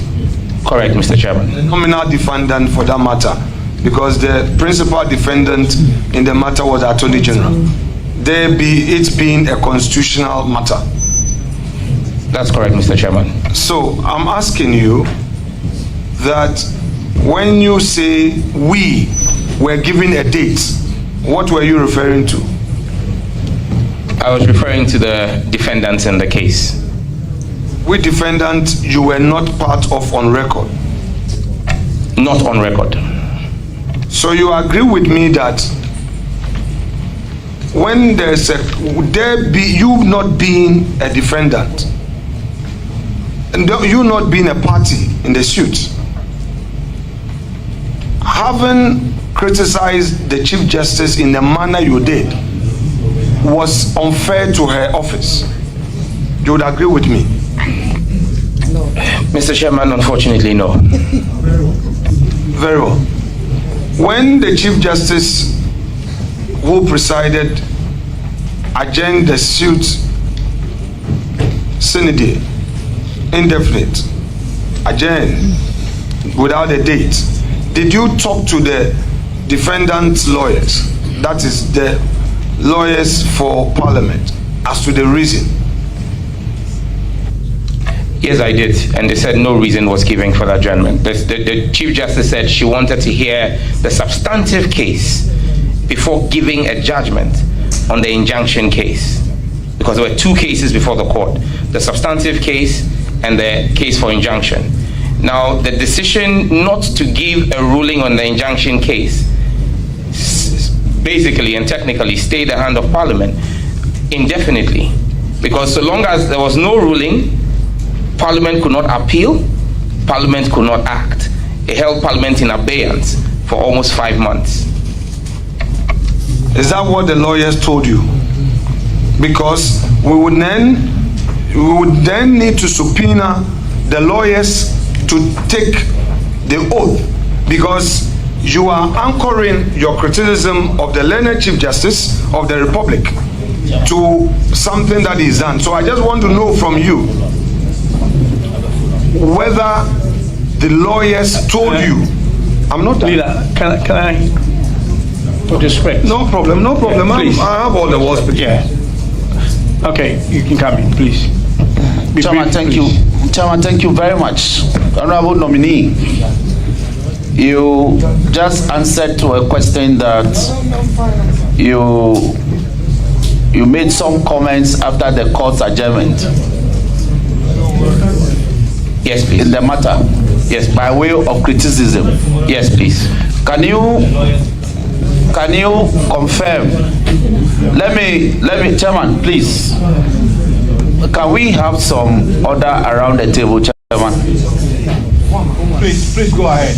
Let's have one meeting, please. Please go ahead. Mr. Nominee, let me avert your mind to the constitutional provision contained in Article 21, one of the Constitution. Now, may I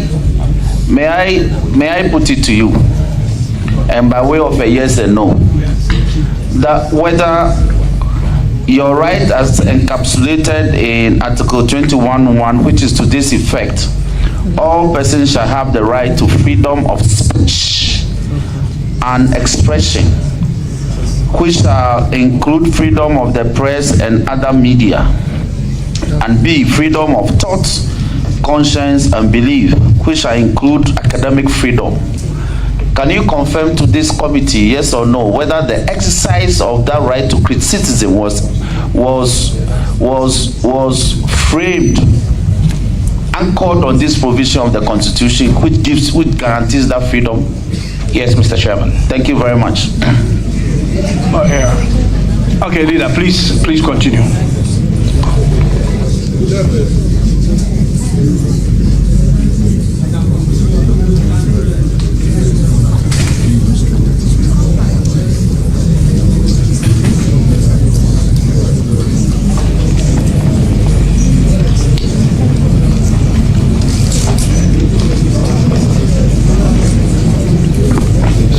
Mr. Sam George. Yes, Mr. Chairman. Did you receive any information regarding the reasons for the adjournment sine from the lawyers for the second defendant parliament? Mr. Speaker, I wasn't client to the lawyers, so they didn't need to give me any information. Did the lawyers tell you that the inability of the court to make a pronouncement on the said dates affected the work of Parliament? Mr. Chairman, I don't think it's in the place of the lawyers to determine what affects the work of Parliament. That's the role of Mr. Speaker. Thank you. You had said that because of the decision of that day, Parliament could not proceed with its work, and that affected its work for some 5 months, correct? That's correct, Mr. Chairman. Did that information come from the lawyers to you? Mr. Chairman, that information came to me from my reading of Article 106 of the Constitution, and with your leave, I would read. Yes, please. Kindly take the leave of chair, not me. Yes. Mr. Chair, do I have your permission? Please go ahead. So I read Article 106(7) of the Constitution, and that's what I premised that submission on. Where a bill passed by Parliament is presented to the President for assent, he shall signify within 7 days after the presentation to the Speaker that he assents to the bill or that he refuses to assent to the bill, unless the bill has been referred by the President to the Council of State under Article 90 of this Constitution. Parliament was unable, in fact, there was a letter, a cease and desist letter, signed by then Executive Secretary to the President, Nana Asante Bediotwo, asking Parliament not to transmit the bill as passed by Parliament, premised on the fact that there was a pending court case. Even though I think it's important we take judicial notice that his letter to Parliament came a day before any lawsuit was filed before the courts. Thank you.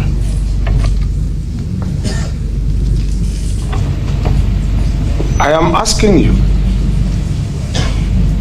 do you think that your attack on the Chief Justice of the Republic had any basis in the exercise of those your constitutional rights? Mr. Chairman, respectfully, I did not attack the Chief Justice. I criticized her, and she's not above criticism. Thank you.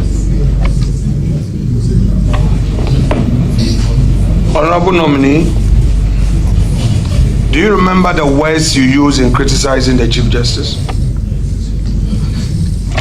Mr. Chairman, I criticized her extensively. I can't remember all the words. Thank you. Paraphrase in context your criticism of her, what you said. I'm unable to repeat any of those here, Mr. Chairman, because it's being the exigencies of time have overtaken it. If there is any specific reference you would like to make, I'm willing to respond to that. Thank you. Did you write on your social media wall those criticisms? Did you write them? I want to believe that I express my views on social media out. Yes. We would give you an opportunity to refer to your social media wall and read aloud and in full those criticisms that you don't readily remember. So go to your social media wall, pick it, we'll give you time so that you can read it, then we can proceed.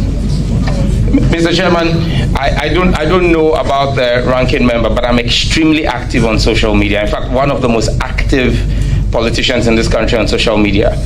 It will be an exercise for me to say that I am scrolling through the hundreds and thousands of posts to begin to scan and identify. If I had been given full notice of this, I could have gotten a team to do that.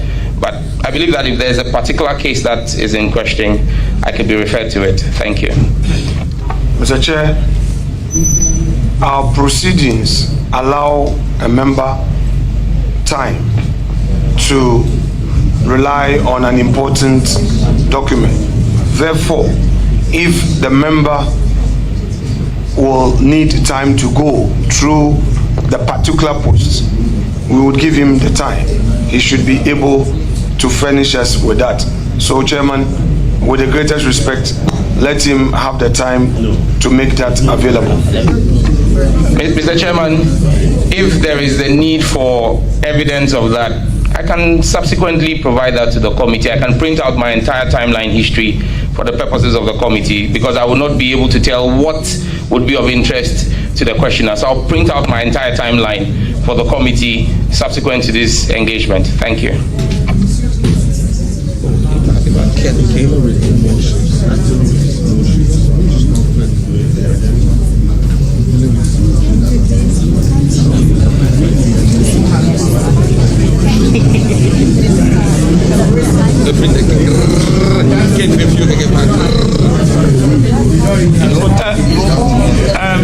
Honorable Roxon.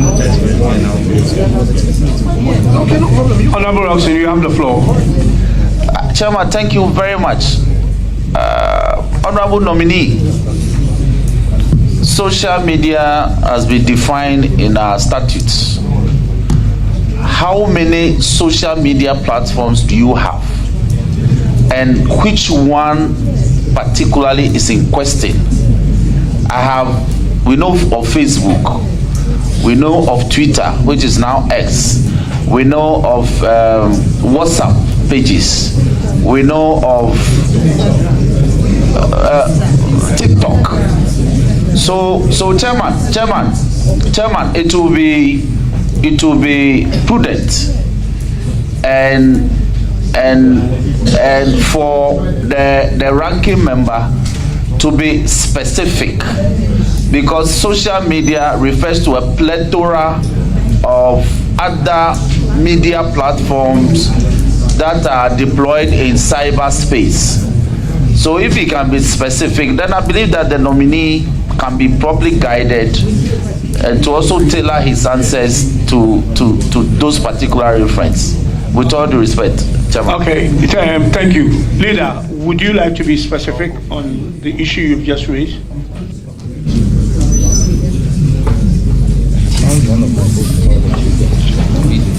Chairman, before I proceed,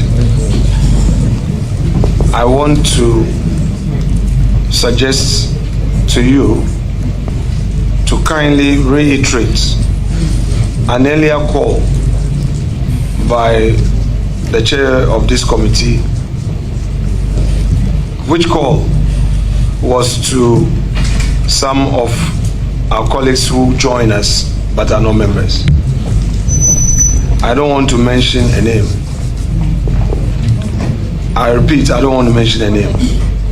But I want to urge my colleagues who are joining us, you may say something not for the records, but when I hear, I would respond to you. Let us ensure decorum. This exercise requires mutual respect. Some of you are knowing Sam George for the first time. The minority is supposed to do its work. So if you are a first timer and you are here by the grace of God, take this opportunity and learn, and not to call your leader names. If you attempt to act in a manner unbecoming of a backbencher who has just joined parliament, you will be schooled to know the courtesies that are accorded leaders, especially when a leader is on a firm ground in his duties. Honorable nominee, my respected colleague, in your own words, you have had the occasion to criticize the Chief Justice of the Republic in a matter that you were not a party to, correct? Correct.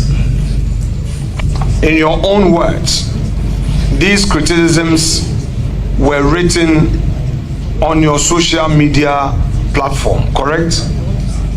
Not exclusively. other times I spoke about them on national media platforms. So for our purpose, let's deal with those that you wrote on your social media platforms, correct? Very well, Mr. Chairman. Very well. Now, my question to you is, do you remember the exact words that you used in describing the Chief Justice in your criticism? It will be difficult because, like the Majority Chief Whip had pointed out, I do not even know which specific platform you are referring to. I have accounts on Facebook, in fact, 2 accounts on Facebook, a private page and an official page. I have an X account, I've got an Instagram account, I've got a TikTok account, I've got a LinkedIn account. So it's like, once again, I repeat that out, Mr. Chairman, I'll be grateful if specifics could be applied to the issue here. Thank you. So my question to you is, which of the platforms did you use in your supposed constructive criticism of the Chief Justice in a matter that you were not a party to?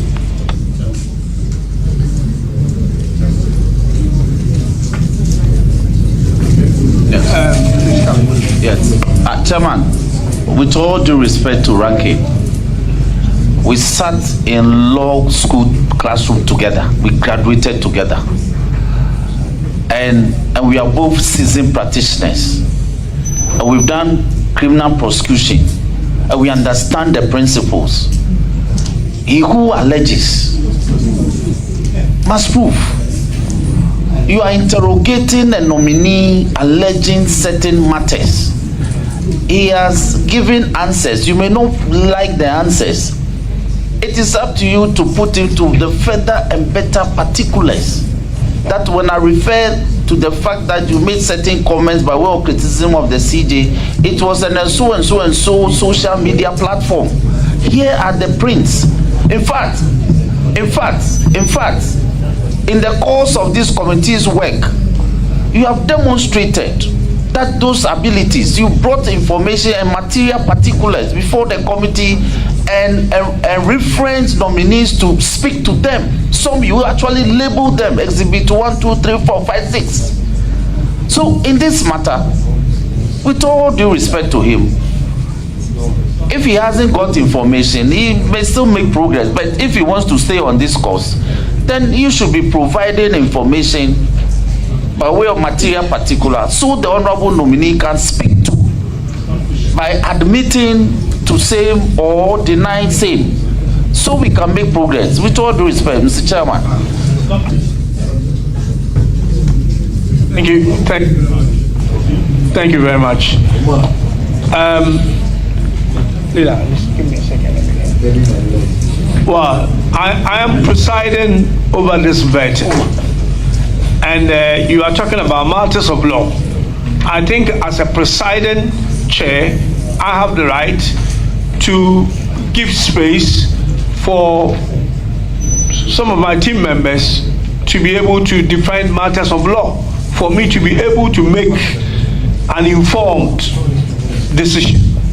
And it is for that reason that I'm allowing Honorable Roxanne to come in, leader. And I hope that that is fine with you. Thank you. You may continue. I don't have a problem at all. This exercise is good. Posterity will deal with this, and the jury is out there. Students for many years to come will refer to these proceedings. But since my respected colleague and classmate has taken us to the classroom,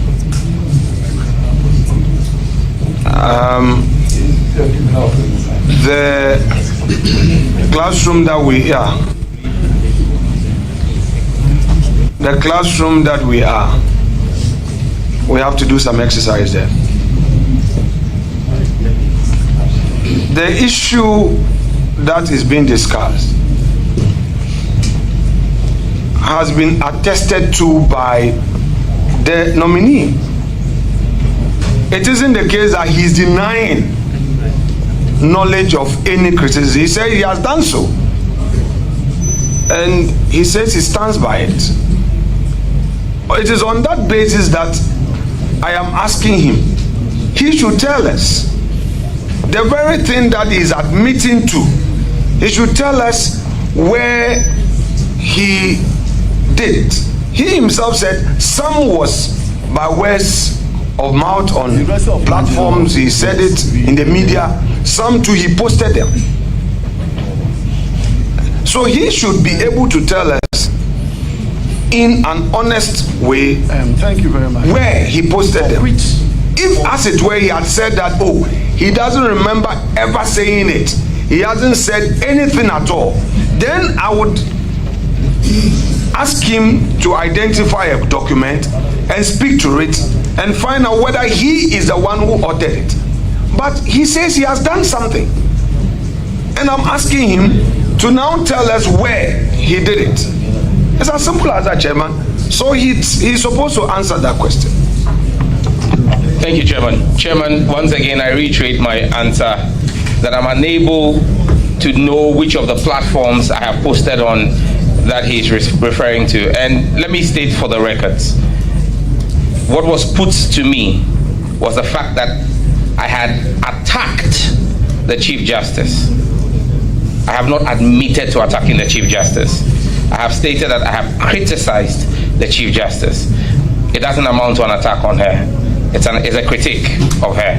But I'll be grateful and I'm willing to identify any documents that are available, and I'll speak to them with all integrity and honesty. Thank you. You have your constitution with you? Yes, please. Earlier, the Honorable Roxon spoke about your rights in the law, and you read the rights, that you had a right to freedom of speech, correct? That's correct. The Honorable Roxon read that. Go to Article 41 of the same Constitution.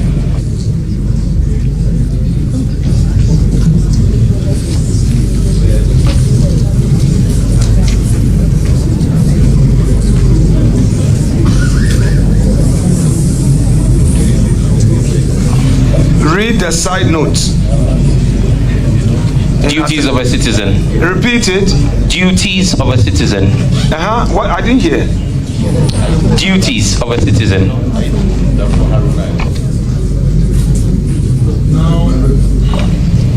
Go to Article 41D. Read 41D aloud. The exercise and enjoyment of rights and freedoms is inseparable from the performance of duties and obligations, and accordingly, it shall be the duty of every citizen to respect the rights, freedoms, and legitimate interest of others, and generally to refrain from doing acts detrimental to the welfare of other persons. Very well. Very well. I shall, Chairman, with your leave. Chairman, with your leave, I shall, through you, forward to the nominee a document for him to read aloud. I have a series of them. Read number 9. Number 9.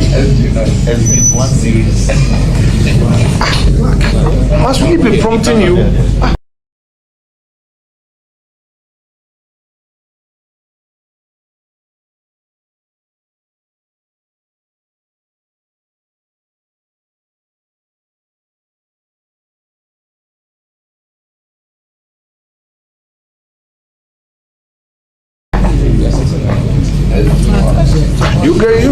What is this? We have agreed to do so.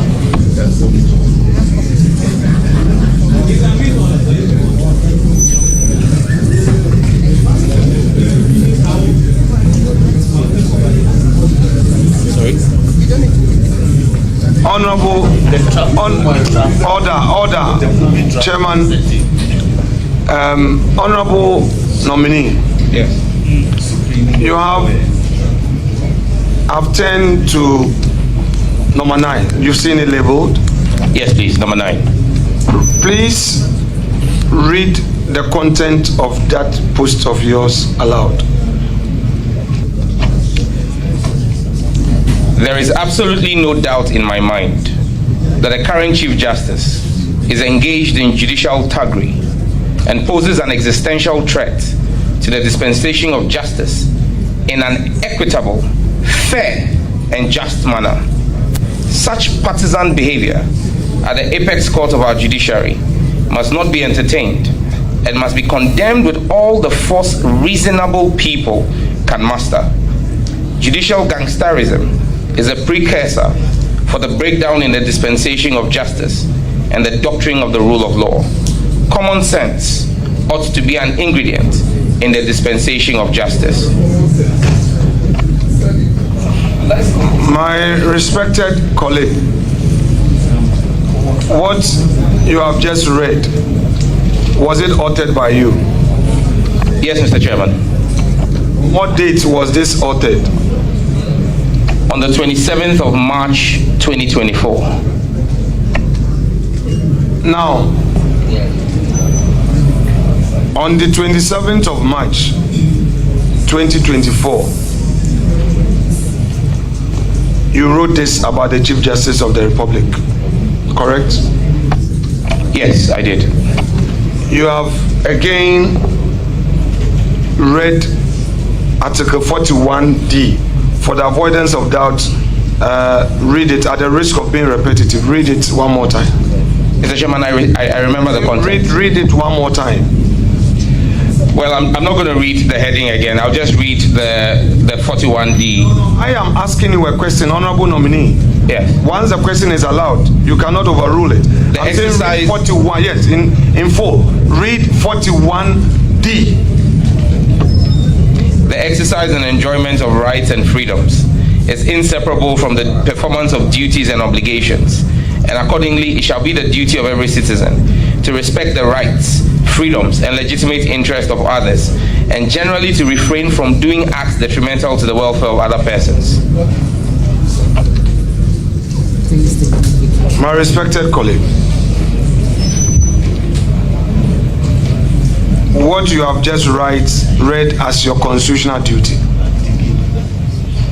and what you have also read as your constitutional rights, if you reconcile,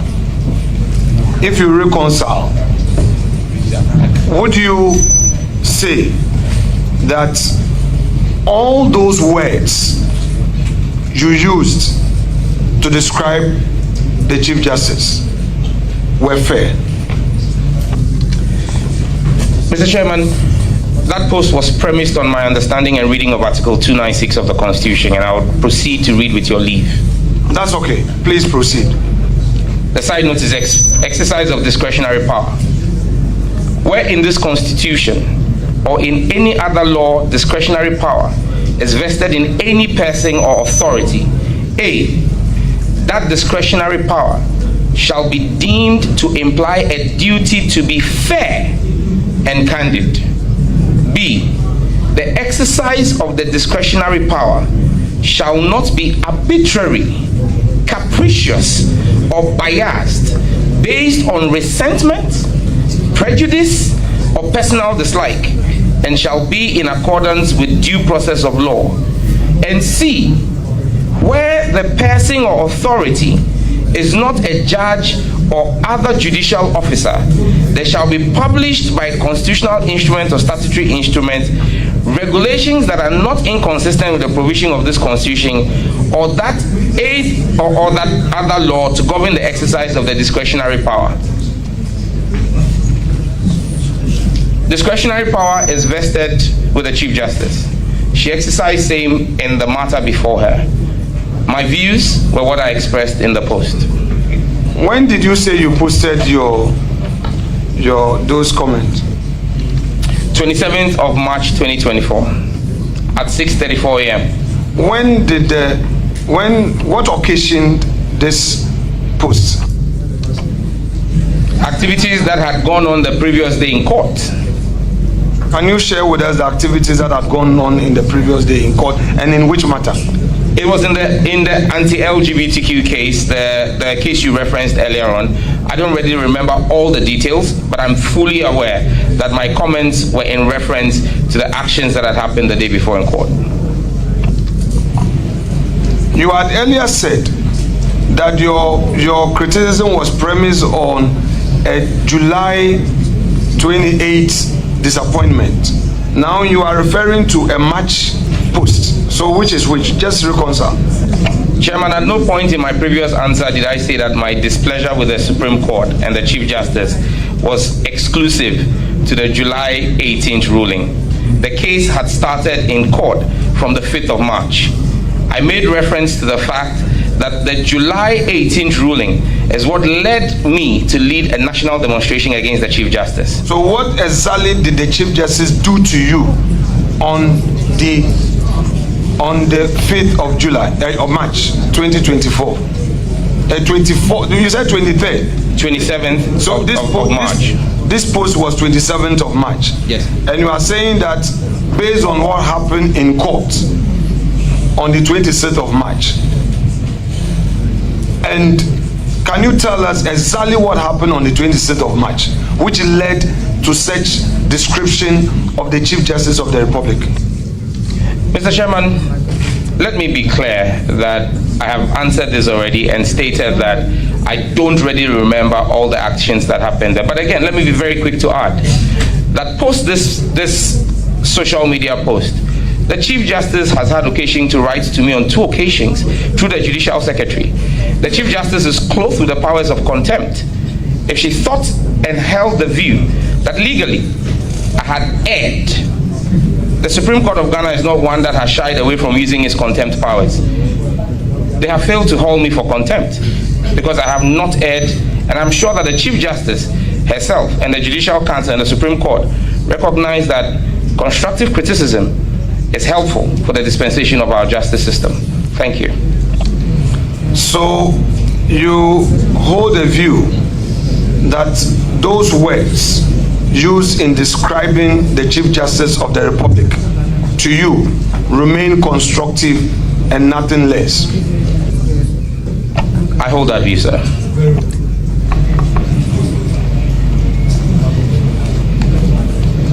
Clerk, kindly furnish me the document.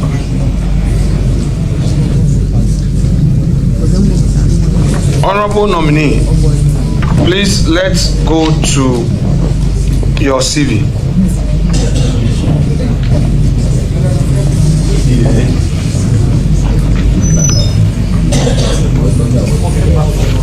Please, where were you born? I was born in Somania in the eastern region of Ghana. I'm not familiar with Somania. Is it in the eastern region of the country? Mr. Chairman, I just stated that I was born in Somania in the eastern region of Ghana. Now, Krobo, Odumase, and Somania, are they the same? I am unable to respond accurately to that. I'm not sure about that, but I believe that one of the MPs from the Krobo area is present in the committee. He can help us with the geography. Honorable nominee, respectfully, are you familiar with Krobo Odumase? Yes, I know the constituency, the Lower Manya Krobo constituency and Upper Manya, yes. I'm not talking about constituency. I'm talking about a town called Krobo Odumase. Odumase Krobo. Yes, I know a town like that exists, Mr. Chairman. Very well. And I'm asking you whether that town and Somania are the same or different. I am unable to answer. I told you I'm not very conversant with the geography of the area. Did you live in Somania where you were born? Chairman, before you came in, when I did the introductory part, I stated that I was born in Somania, but I grew up in Nigeria. My mother is here, my birth mother is here, and if you want her to swear the oath, she will, to testify on at what age she took me. But I was taken to Nigeria at the age of 6 months. At that age, I don't think I would have been in a position to know what my surroundings were. Thank you. Honorable nominee, are you currently in possession of a birth certificate? I don't have my birth certificate here, but I own one. Is it a very old one or the digital birth certificate? Mr. Chairman, it's a very old one. My parents have done very well to preserve it. And that has your place of birth as Somanya? Yes, Mr. Chairman. You are in possession of a Ghanaian passport? Yes, Mr. Chairman. 2 actually, but under the same name. A regular passport and a diplomatic passport, all under the name Samuel Nate George. Thank you. The Ghanaian passport you have, does the place of birth bear Somanya? Both do, Mr. Chairman.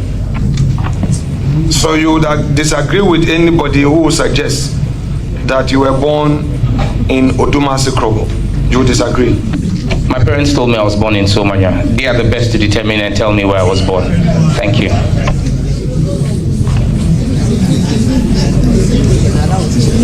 Honorable nominee, on your CV, you have indicated that you have undertaken a number of courses. Yes, Mr. Chairman. But before then, you have indicated that you speak English, Ga, Dangbe, and Tree. Yes, Mr. Chairman. Do you speak any language of Nigerian origin? Also Yoruba, dear sir. You speak Yoruba? Yes, I do, and a bit of Igbo. I can tell you my name, Ahambu Sam George. Don't pay attention to my questions. Pay attention to my questions. And then answer my questions. Not for the gallery, but for me. All right? Do you speak Yoruba? Fairly. You speak a bit of Igbo? Yes, please. Would you want to take the leave of Mr. Chair to amend your CV to include Yoruba? With the leave of Mr. Chairman, if it pleases the committee for me to have to, but I just put the Ghanaian languages I spoke on my CV. No, but it is here you stated language is spoken. Language is spoken. So I'm asking, since you say you speak Yoruba, that would you want to take the leave of Mr. Chair to amend to reflect that? Yes, Mr. Chair, it can be amended with the leave of Mr. Chair. Leave granted, amendment accordingly carried out.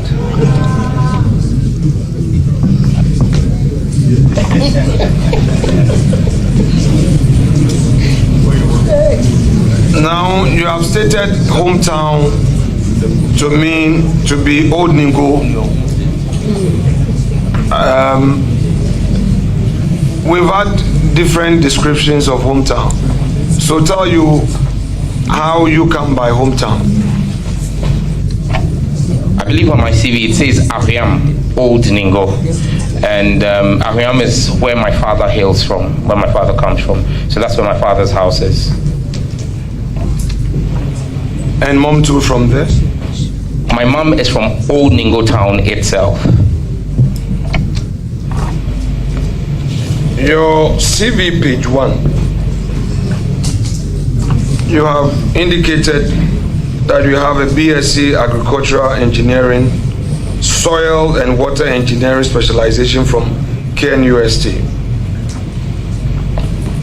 May I know from you, at KNUST, were you a member of TESCOM? Never. Did you at any point join TESCOM outside of, at any of the institutions that you studied? Never, Mr. Chairman. So you disagree with any report to the effect that you were once upon a time a member of TESCO? That would be an unfortunate lie. I disagree with it.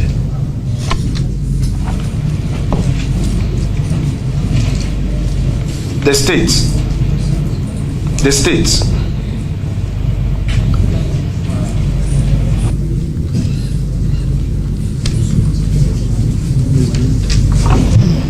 As part of our vetting, you know that we request for due diligence reports from state security.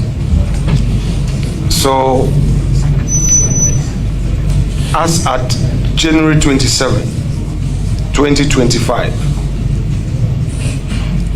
state security has it that you were once upon a time a member of TESCO.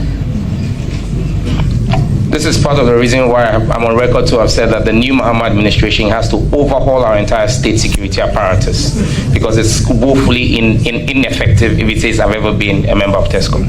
Thank you. Very well. And you would also disagree to the information given to us that you were not born in Odumasu Krobo. You disagree with them? Absolutely.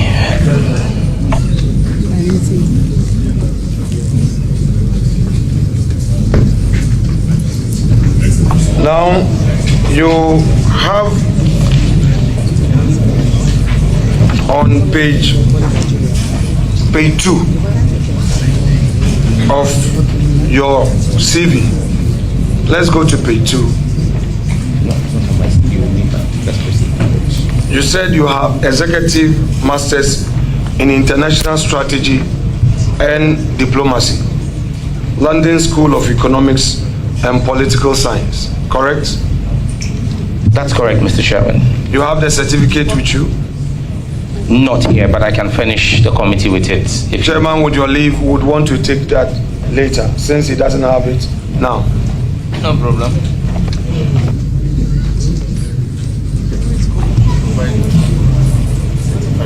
Certified true copy later, you can let us have it. I would quickly make the request to the LSE for a certified true copy. You have the certificate with you. You have graduated. I have the original certificate framed. You're asking for a certified true copy. No, but you can certify it. You can get it certified. I would choose to get it certified from the university that issued the certificate for the purposes of this committee. I'll make the request to the LSE. This perhaps is a legal question, so it's all right if you understand it. Well, for the benefit of your supporters, we are here to also help you. I know you've done LLB. I know you've done LLB. You've not been called to the bar yet. You don't need to write to your school to give us a certified copy. Once you are in possession of the original, a notary public who cites the original can certify. That is the law which they should know. Now, would you be able to furnish us with a certified copy of that certificate? If it pleases the committee, Mr. Chairman. When did you start the program and when did you finish the program? September 2021, and I submitted my dissertation in July 2022. How did you pursue the program? In person. Now, at all material times, you were a member of parliament. September 2021. You said, when did you finish it in 2022? In July 2022. So between September 2021 and July 2022, you were a full-time member of parliament. And this school is in the United Kingdom. So share with us how you pursued the program. Mr. Chairman, I believe that speaks to my dedication and diligence when I put my mind to something. I spent most time... Nominee, how did you pursue the program? Mr. Chairman, that's where I'm going to, respectfully. I'm just saying that to help you go straight so that we can finish with you on time. Mr. Chairman, My program was an executive master's program, and I had multiple class periods and assignment periods. So in every month, we had 10 days of physical contact. And then you had essays that you had to present or submit in the ensuing period until the next class. And so again, if the committee would want for me to show evidence of my travel record, I will show how I spent 10 days in London with the leave of Mr. Speaker sometimes, and when I returned to Ghana to make sure that I stayed within the courses. And I had to do that between September and May. June, July, and August. June and July were not, you didn't need to be in person because that was when we're working on our dissertation. Thank you. Okay, so you are telling us that, so from September, every month, you were spending 10 days in the United Kingdom, every month. Give or take, yes please. No, let's be specific, because you say we can check that from your travel records and all. I just want us to be very specific in the answers. So September, when you started in September you went to UK for 10 days and came back, correct? Mr. Chairman, that's why I said give or take. There were times when, because of travel periods, and that was at that time, there were still COVID travel restrictions. So there were times when I had to spend 14 days. There were times when I was able to do 12 days because the regulations in the UK were very fluid at the time. For sometimes, at the early parts, you had to do a 2-day quarantine after entering the UK before you could make yourself available. So yes, I may have gone to school for 10 days, but my travel time included 2 days of quarantine when I entered the UK, so it could have been 12 days. So give or take, it was 10 days at every time. So you were doing it month on month, correct? That's correct, Mr. Chairman. So you can furnish us with evidence of September travel, October travel, November, December, all the way to May, as you said? Yes, Mr. Chairman. Chairman, with your leave, would the nominee has promised to furnish us, so leave is hereby granted. Very well. So, honorable nominee, will take that one. Now, I recognize a follow-up question from Honorable Roxanne. Thank you very much, Chairman. Nominee, did you pursue this program with public funds? Absolutely not. Fully funded by myself. Now, this program, do you have an online component of it? Yes, please. The submission of your essays and all of that. No, please. My question was very specific. There is an in-person, so I want to find out whether there is an online component of the program. That's all. Yes, there was an online component. So in addition to traveling to London, you pursue some aspect of the coursework whilst here? That's correct. Chairman, that will be all. Chairman, I'm taking note of the supposed follow-up which come in multiples, and they are indeed substantive. Mr. Roxanne has had his time, but anyway, I would tolerate him. It's fine. Okay, so when did you graduate? I believe it was in December. I attended my graduation, I think, either in December 2022 or January 2023. I need to refresh my memory. I think it was in December 2022. It's a matter of public record. I'm sure when we get the certificate, we'll get to know. Now, you said that you fully funded yourself. Yes, please. How much did it cost you? Mr. Chairman, are you asking me the cost of the course or the cost of the entire program? Because okay, that would I'll break it down. Don't worry. That would include travel. No, don't worry. I'll break it down for you. First, let's deal with your tuition fee. How much did it cost you in tuition? I would have to check with my accounts to determine how much it costs. This was a fee I paid about 4 years ago. With the leave of chair, would want to have that. How much did it cost you in accommodation?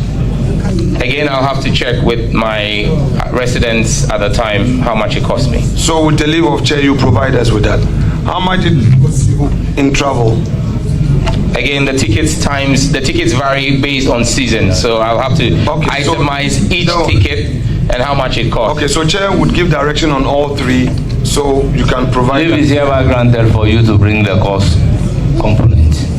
But Mr. Chairman, respectfully, may I find out why personal expenditure of mine for my own personal development is now the subject of this committee's inquiry? You should have said that as your answer.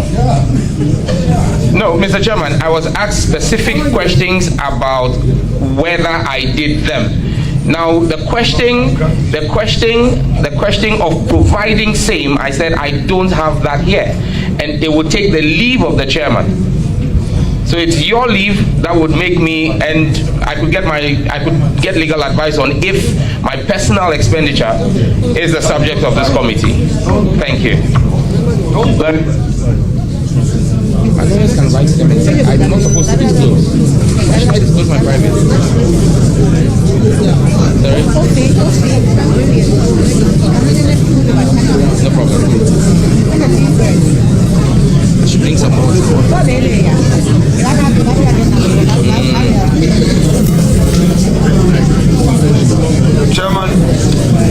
Chairman, as you granted leave for those information to be provided, we'll rely on the nominee to make those available through the clerk. So we'll proceed. Thank you. Now, on the issue of Kofi Annan Training, International Peacekeeping and Training Center, it's on your CV that you have an executive master's in conflict, peace and security, correct? That's correct, Mr. Chairman. Can you share with us how you undertook that program? Mr. Chairman, that program was a weekend program as an executive master's at the Kofi Annan International Peacekeeping Training Center, and I attended with a few other colleagues. Thank you. How long did it take you? It was a one-year program. I completed in 2019, but did not graduate in 2019 because I was out of the country on the date of the graduation. And so I came back in 2020 to join the executive cohort 6. I was part of executive cohort 5, but I joined executive cohort 6 in 2020 to graduate. Thank you.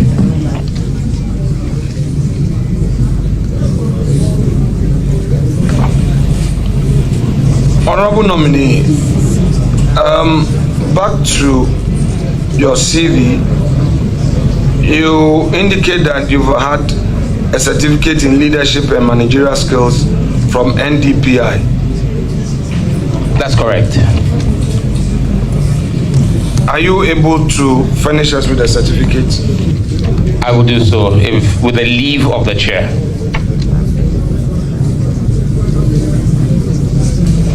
Leave is accordingly granted. Now,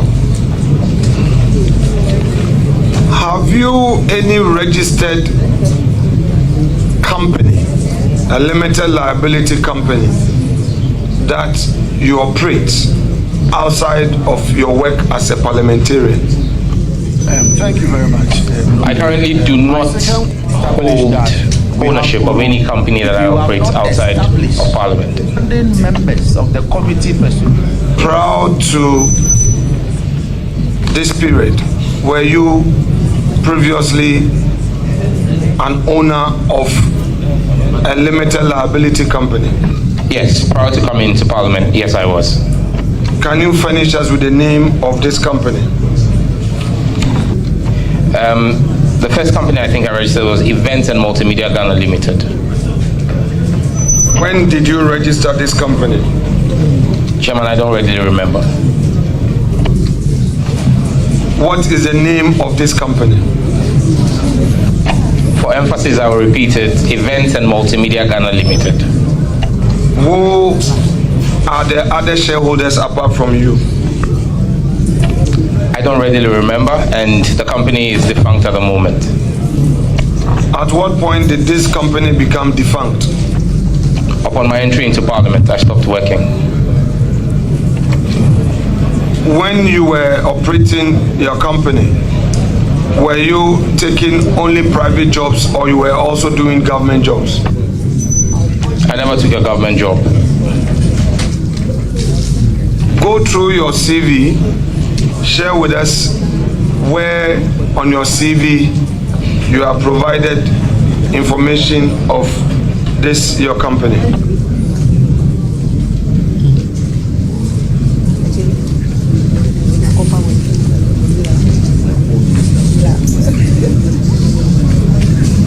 Mr. Chairman, it's not provided on my CV. With the leave of Let's honorable leader, let's get this clear. Is it everything about the nominee that is supposed to be provided on a curriculum vitae? Because this is a defunct company which is no longer operating.